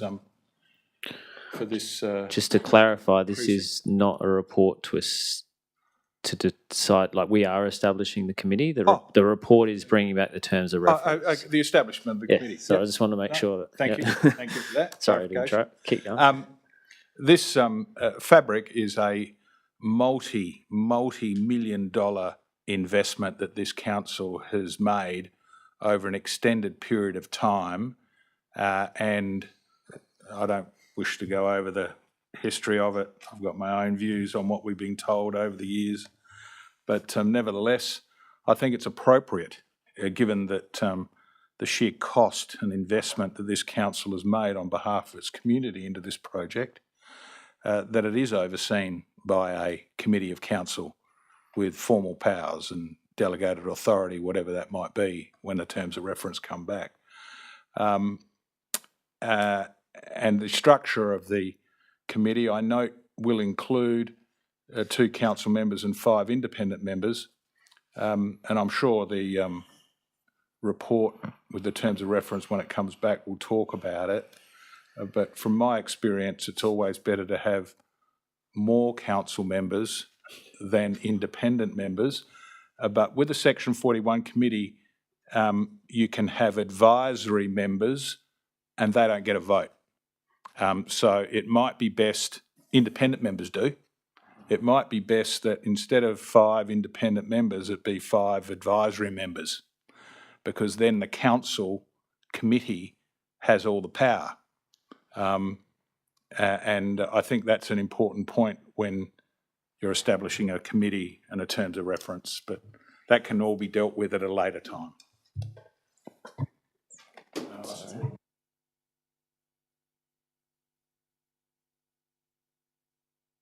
Yeah. So if they're on the committee, they would be a voting member of that committee. But as with some of our other committees, they don't necessarily have delegated powers, and it could ultimately come back to council for final endorsement of whatever they're deciding, a bit like the PRP and audit and risk. Anyone else wish? Yes, Councillor Cheetah. Sorry, I have another question. In relation to the discussion we had earlier about the OMI collection, the scope and what's in this motion at the moment, does the administration consider that providing advice on to receive or not to receive that collection would be within the scope of this from what you're seeing here? Definitely. Cool. Did I ask a question? Yes, you did. You didn't speak. I tend to agree with Councillor Osterstock. If there's 5 independents and 2 council members, that... Up to. That's why I specifically put that wording in. Up to. So up to 5. Yeah. I'd be careful about having too many independents, because the committee could make a decision and then the council could get that recommendation and they mightn't like it. Well, I mean, ultimately the council can change their mind, and my understanding is the reason, one of the driving factors behind why council want to establish this committee is to get that external advice and insight, not to have ourselves necessarily on the, like we do want some members. Ms. Charlton, you know, something? So just to add to that, the wording of 2, the terms of reference we would be bringing back is a committee that provides advice and expertise. So I wouldn't be including any delegated decision making in that terms of reference. So it's only going to give you advice. If you want it to have delegated powers, then we need to know that now when we're drafting the terms of reference. Having said that, my recommendation would be that you start this way, and that once the committee has been established and is operating, if you want to change the way it's operating and add that, we can change the terms of reference. That's what we do with the boundary change. I think the point that I was making, if you have more independent members than council members, you might get advice that the council doesn't agree with, and it's a bit hard to appoint a committee as the Audit and Risk Committee and not listen to it. So it just had to be... All right, Councillor Herman has spoken. Would anyone else like to speak? No? Councillor Parkin, you're right for reply. Thank you very much. Thank you for everybody's contribution. And I would just like to reiterate that the intent would be to build this Section 41 committee very carefully and to try and find experts in areas like philanthropy, sponsorship, tourism, and to have in our terms of reference ways in which the committee is not just sort of a tick or flick or an advisory committee where we can sort of have active members who actively contribute and have some active KPIs. So it isn't just a governance exercise for Fabric, which is, one extra layer of administration with the team to deal with. It becomes a working committee which contributes and provides return on the investment that we're making in it, provides cultural return and provides financial return, both of those things. So to have really good, solid, committed, active, independent members with great expertise would be the goal here. So thank you for the consideration. In terms of coming back to council by the 25th of August, there is a reason for that. And the reason is that there are people in council and on council now who have known about Fabric for a long time and who have been with us the entire way as it's grown and built. And we have that understanding. The next elected body may not have that understanding, and it may take them some time to learn and to gain that understanding. I think by the time we get to the next elected body, there might be some wonderful people who want to sit on this committee, but I believe that this elected body has the experience and understanding to develop this committee, and that's why I think that we should do it so that it's ready to go for the next elected body. And then if they want to change it, of course they can. That's up to them. So I commend the motion. Thank you. Thank you, Councillor Parkin. With the debate closed, all those in favour to indicate. That is carried unanimously. So we've already dealt with item 12.9, which means we move on to the administration reports. There is a report from the CEO regarding the upcoming local government elections. Would someone like to move something in relation to that? Councillor Grant, you happy to receive and note that report? Do I have a seconder? Councillor Gladigo, you had your hand up first. If there's no one wishing to speak to the motion, I'll put that motion. All those in favour to indicate. That is carried unanimously. We have no correspondence for noting. Questions without notice. Do we have any questions without notice? No, I'm not. Councillor Cheetah. Yes, thank you. I did send through the administration to give them some slight notice, but they're on the back of Councillor Huxter's questions on notice. I note resolution 28323, which included a $20,000 budget allocation to the completion of an integrated electric vehicle strategy. So I was just wanting to get what the current status of the integrated electric vehicle strategy is, and has the $20,000 budget allocated been expended in full or in part? Ms. Ballantyne? Through you, Mayor. Pre my time, so I'll just speak to my knowledge. There is a draft low emissions EV strategy almost ready for review that was performed by internal resources, our environmental sustainability officer and our manager of open space and fleet. So that $20,000, it is my understanding that that's been subsumed into the budget as the internal resources have prepared the document. And we can bring that to the chamber and then for community consultation. Any other questions without notice? You had an additional I have one more on there. Sorry.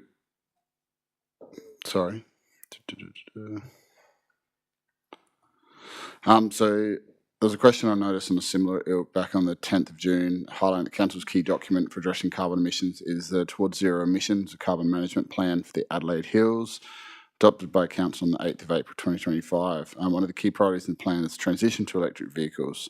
The administration was developing a draft fleet management strategy, which includes the electrification transition timeline as part of its key priority area. So could I just get an update on whether the electrification transition timeline has been developed?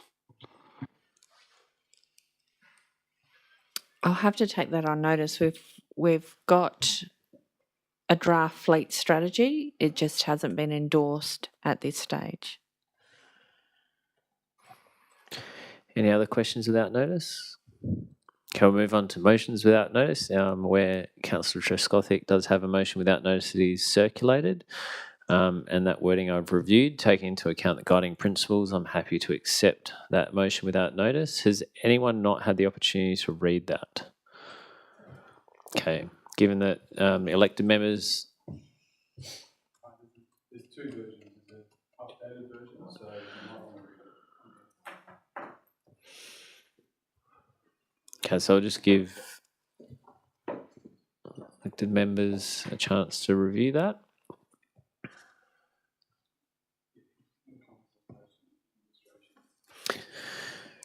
Yeah.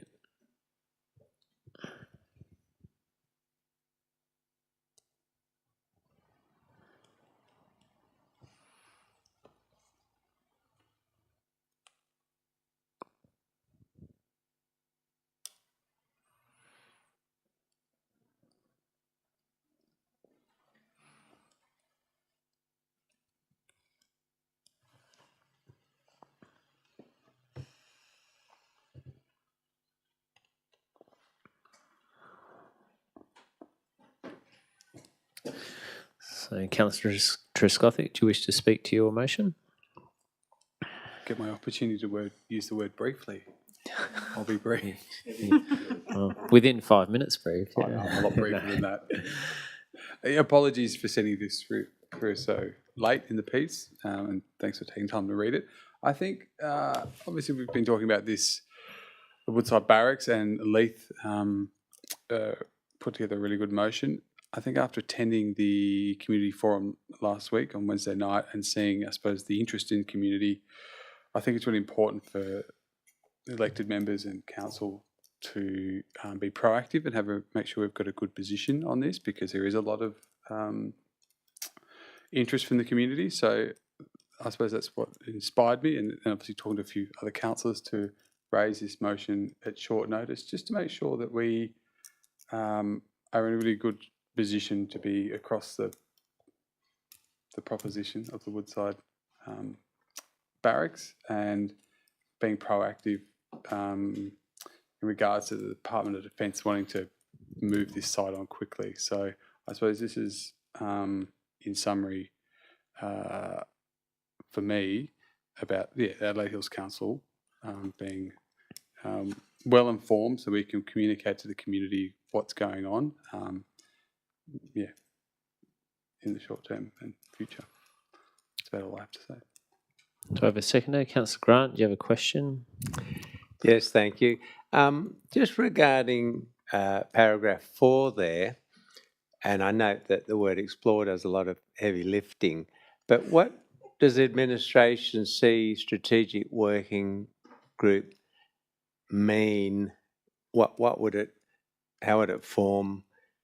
What would it achieve? And what would its outcome be, I guess? Through you, Mayor. So it's an informal, a group essentially. So from a governance perspective, I guess it's similar to other groups that are set up by the CEO. The recommendation is to include the Mayor and limit it to one council member, so that it doesn't then become an informational briefing session, which there needs to be a public meeting, so it would provide more flexibility to the administration. So there was some discussion at the forum by other people attending about having a working group together. So we see this as a key vehicle for for progressing the engagement with the community. So involving people, so beyond the people that are the Mayor, CEO, relevant staff, but also people like the RDA who have provided input, and who can provide input, and leaving it flexible so that there's opportunities to liaise with either state or federal MPs and have them be part of the process. So it is a little bit flexible in the wording, but the team since the forum have been mud mapping or brainstorming, for want of a better word, how we can progress the various community sentiments and draw that together to inform the strategic land use options for the site. I hope that. Yeah, and just adding to that, one of the key points of feedback from the Department of Defence was that, I guess, when they consider all of the options, the more consistent theme that they hear the more weight that might have in terms of what they present to the minister with respect to the decision they might make. So the better understanding that we have of what various stakeholders are thinking, feeling, including the community, the more informed submission we could make to them on what we think is most appropriate for that site. So you get an additional question? And then I'll come over to this side. Yeah, it's another question. And just to latch on the side of that, because at that meeting, Rebecca Sharkey mentioned forming a working group. Do we want a separate working group? Do we want our own, or do we just become engaged with that? I think, well, I'm happy to speak. I think it would be inefficient to have two separate working groups. And the fact that it says explore, it might mean that we work with Ms. Sharkey to actually help form that group. That would be part of that exploration. Councillor Boyd, then Councillor Cheetah. Through you, Mayor. It's just following on from what you've just said, but I'll ask it anyway. I mean, will we actually have a say as to what might happen on the site? Yeah, so like we are considered a key stakeholder. They are engaging with us, Where and does the decision-making power land? with the minister. So the Department of Finance will essentially assess all of the submissions, make recommendations to the minister, and then it will go through a process as to who might end up purchasing or being given that land. And so at this point, they were very clear that there is no preferred option or recommendation at this stage, and they're in that information collecting phase. They wouldn't put a timeline on when that phase finishes. They just said as soon as possible, which I think ourselves and everyone in the room found rather frustrating. Have you been told that since, or? No, I think you said October.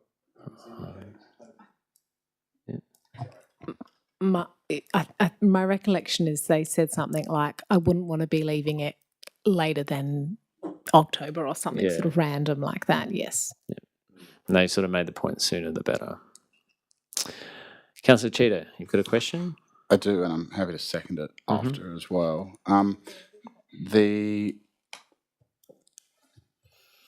Is the administration's intention, knowing the workshop busyness that we have, to workshop this? Because I think I'm sort of seeing this as the first step to what is formalising a position of council to present, and just given the timelines, caretakers, I'll also note you've got a couple of elected members heading to Canberra with some opportunities to have some conversations, that a formalised position might be handy. But how do you see this falling into some of those other considerations?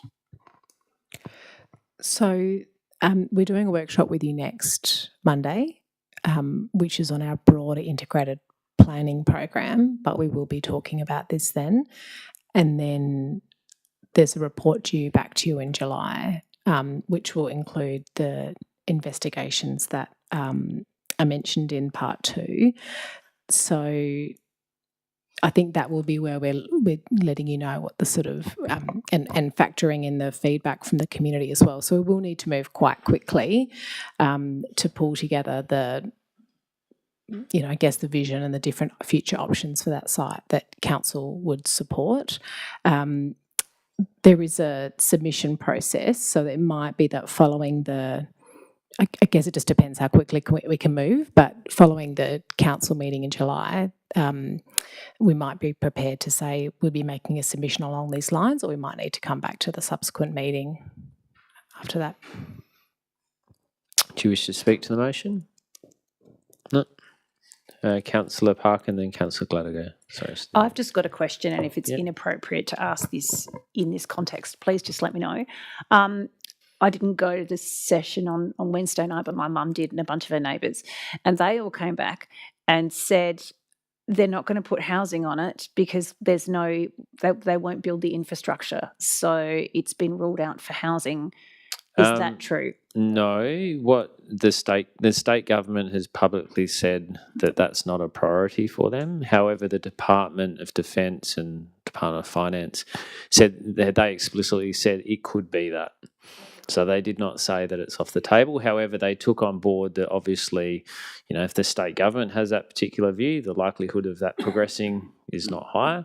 But as a federal government, they are not excluding that as a potential option to put to the minister. That doesn't mean it's going to happen. I don't want to stress out. Councillor Glader, go. Just a question on Yeah. point 3 about seeking a tour. Will that be open for elected members to be able to attend as well, to get their head around just what the site is? Yes, so we might even try and do 2, because it will be a absolute priority for staff to be able to inform the investigations we're doing. So just depending on people's availability, we're looking at something as early as next week. But if that doesn't suit people, we'll need to progress it from a staff perspective so we can progress our investigation and understand the site. But we flag with them that 2 would be an opportunity, that would be ideal to facilitate elected members attending. Councillor Stott, you've got a question? Yeah, thank you. Is there any indicative value is there a value on the site that's been kicked around? So there was questions to the department as to how they came to the indicative value of the sites as a whole, and they said that they assessed that based on its current zoning, which is defence. They said they also indicated that the Department of Finance would refine the valuations based on the potential different options. I don't think they provided a value for this individual site. As a whole, I think they were saying like 3 billion.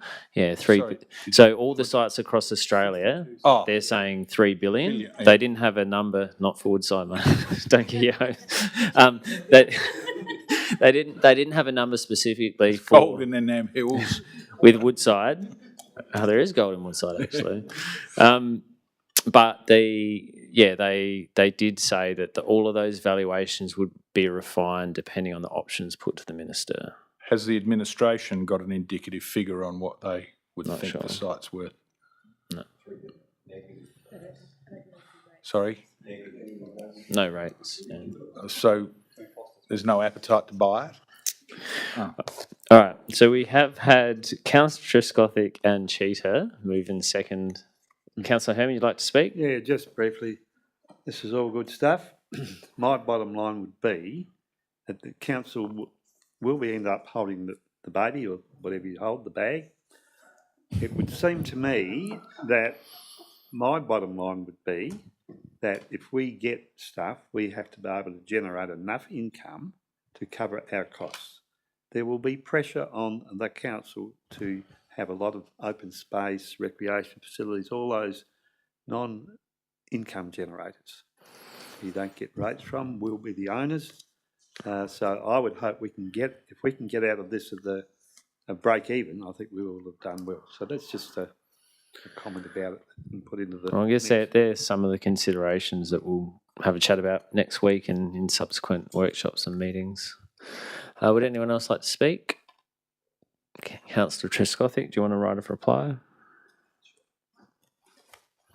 Yeah, look, just in summary, sorry, I was a bit all over the shop before. I think this is my main point for this was obviously elected members getting a tour so we can have a better feel for what's going on. So when we do get a report back, we understand it better.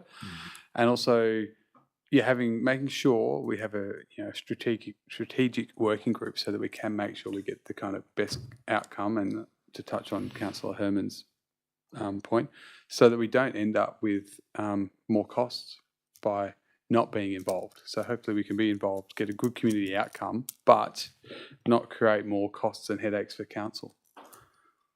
Thanks. With the debate closed, all those in favour to indicate. That is carried unanimously. Do we have any other motions without notice? I'm not aware of any. Councillor Woolcock? Question? I have a question to ask about submitting one. Sure. Okay. Could I give a little bit of context? Are you wanting to submit one for tonight or? Potentially. Just elaborate. I'd like to ask a question about it first. So, one of our residents, Keith Clark, was last week awarded South Australia's highest distinction for an individual volunteer. So he was presented with an award by the governor. So it was the Joy Noble Medal. And I just thought that it would be. You can move a motion to acknowledge and have us write to. Yes, is to that him. possible? Yes. Yep. Okay, so I would like to move a motion that council acknowledge resident Keith Clark of Aldgate, who received the Joy Noble Medal. So just slow down a little bit. Sorry. What was the medal? Sorry, the Joy Noble. Joy Noble, 2 words, medal. So he is the Joy Noble Medal recipient. And that is at the SA Volunteer Awards.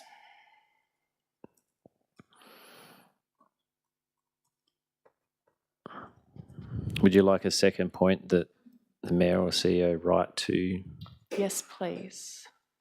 Mr. Clark to... Yes, and I would appreciate if we could put it somewhere on our socials or website. I think I'm not sure how we do that. That need to go into the motion, do you think? Yep. We need his permission to do that. Well, I do believe it's public information. Oh, is it? So how would you word that? Well, he has been presented his award by the Governor already. So I'm sure that she's congratulated him. I think it was more the fact that he is a local resident, so he lives in Aldgate and volunteered at the Aldgate Country Fire Service for over 30 years as well. Okay. So the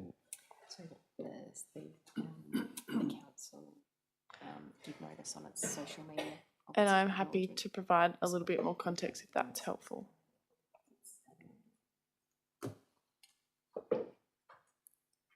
Cool. Yep, so I'm happy to accept that as a motion without notice. Would you like to speak to it?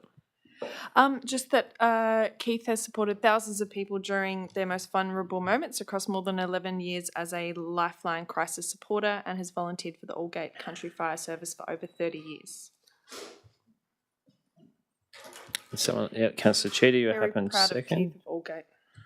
Do you wish to speak to it? Anyone wish to debate? So I'll put the motion. All those in favour to indicate. That is carried unanimously. Okay, so we'll move on to, no final motions without notice. Okay, we'll move on to reports. Just wait for, it's okay.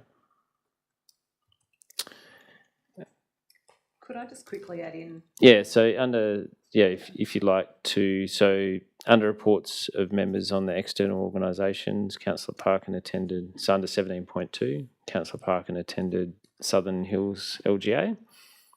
What was it, last Friday? Friday before the... Friday the 22nd? Or was it, no, it was the one before, 15th. Do you wish to provide anything back to the Chamber about that? If I may, it was actually really interesting. I sent... Just turn your microphone on, thanks. I sent an email through to the CEO and to Nathan about it.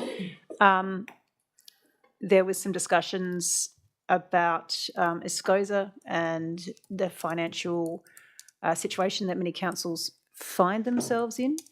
And so I gave a contribution which sort of looked at the situation of our council, which is that we are watershed and extreme bushfire risk, which means we have a really low target under the GARP, and that limits our ability to fund our infrastructure upkeep and growth through rates.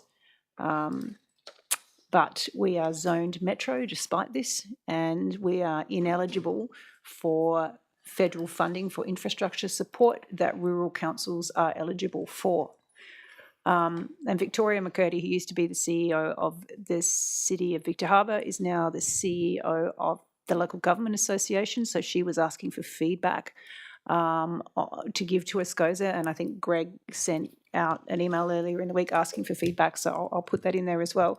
But it led to a discussion about ways in which I didn't expect, the council could share services. So a representative from Mount Barker, I don't know who it was saying, well, does every council need a planning department, or can we share them? Does every council need a computer system, or can we share them? They talked about, mergers of councils, and there was a general feeling that that wasn't a great idea because there was always one council that felt put upon for years afterwards, which I totally agree with. But the whole concept of shared services, which is actually really common in state government and federal government, isn't isn't that common in local government. I just thought it was a really interesting discussion. So I thought I would raise it. There was also a presentation by the Landscape Board. So I think we had a presentation by them a few months back when they were just beginning some of their projects around management of pests, and they've actually moved on. They've basically reduced the deer down to, like, I don't know, 10 deer or something. It was actually really interesting. So might be, well, not quite 10 deer, but there's a lot less deer than there were. So that was really interesting as well. It might be worth, if we're interested, getting them back at some point to give us that report on how they've gone with some of that stuff.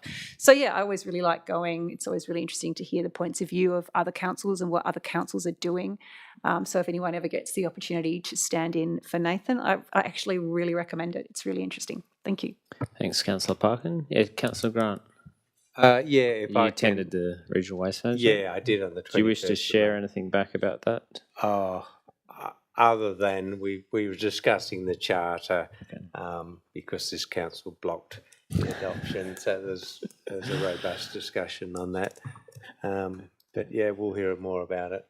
Excellent, thanks. CEO, over to you for your report. And sorry, this microphone, I think, is a slow one. That's all right. I'm sure you can hear me. Yeah.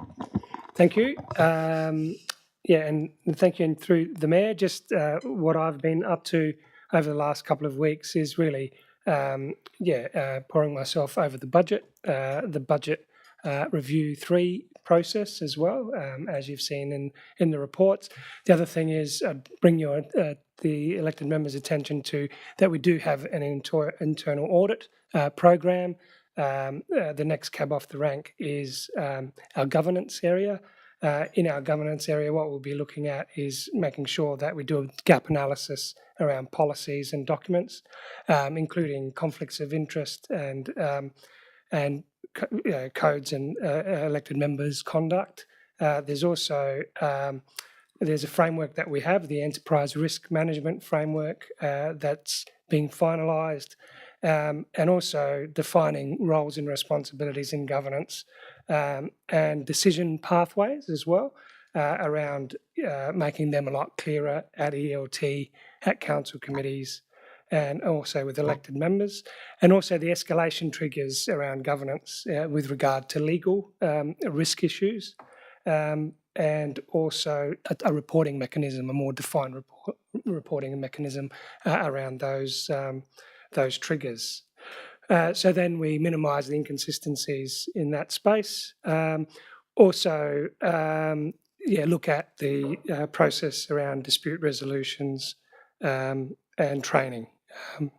Fundamentally, so what that does is it really reduces the gaps in the governance space, and makes for better decision making for the council. And the next one after that is in the asset management space, but I'll let you tell you more about that as that rolls out. The other activity was of note was the CEO's Forum. That was held here in the Adelaide Hills at the Sterling Hotel across the road, and then over at Fabric. We had about over 30 CEOs that attended that particular function, where there was an opportunity to showcase the Adelaide Hills, and the Mayor attended that forum as well, and it gave us an opportunity to discuss our strategic priorities with our neighbouring CEOs and broader than that. A couple of other community events, just to remind elected members that the Hills Hollow exhibition is currently on at the Fabric facility, and that ends on the 31st, and it is around primary school art. So if you haven't had a look, it's quite interesting. Some of them are quite talented. And of course, tomorrow is the beginning of the National Reconciliation Week. So just like to remind elected members that we will be having some recognition events, namely around our library and the lighting across our library, and also 26th of May is the National Day of Sorry. So that's all from me. I'm happy to take any questions. Any questions for the CEO?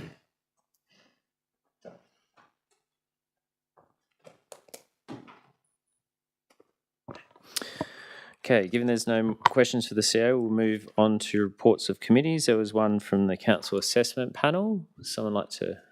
Councillor Herman, you're happy to receive a note. I'll just point out on page 273, there's no court judgment on 160 Longwood Road, Pittsfield Service Station. Yes, I did read that. Still waiting.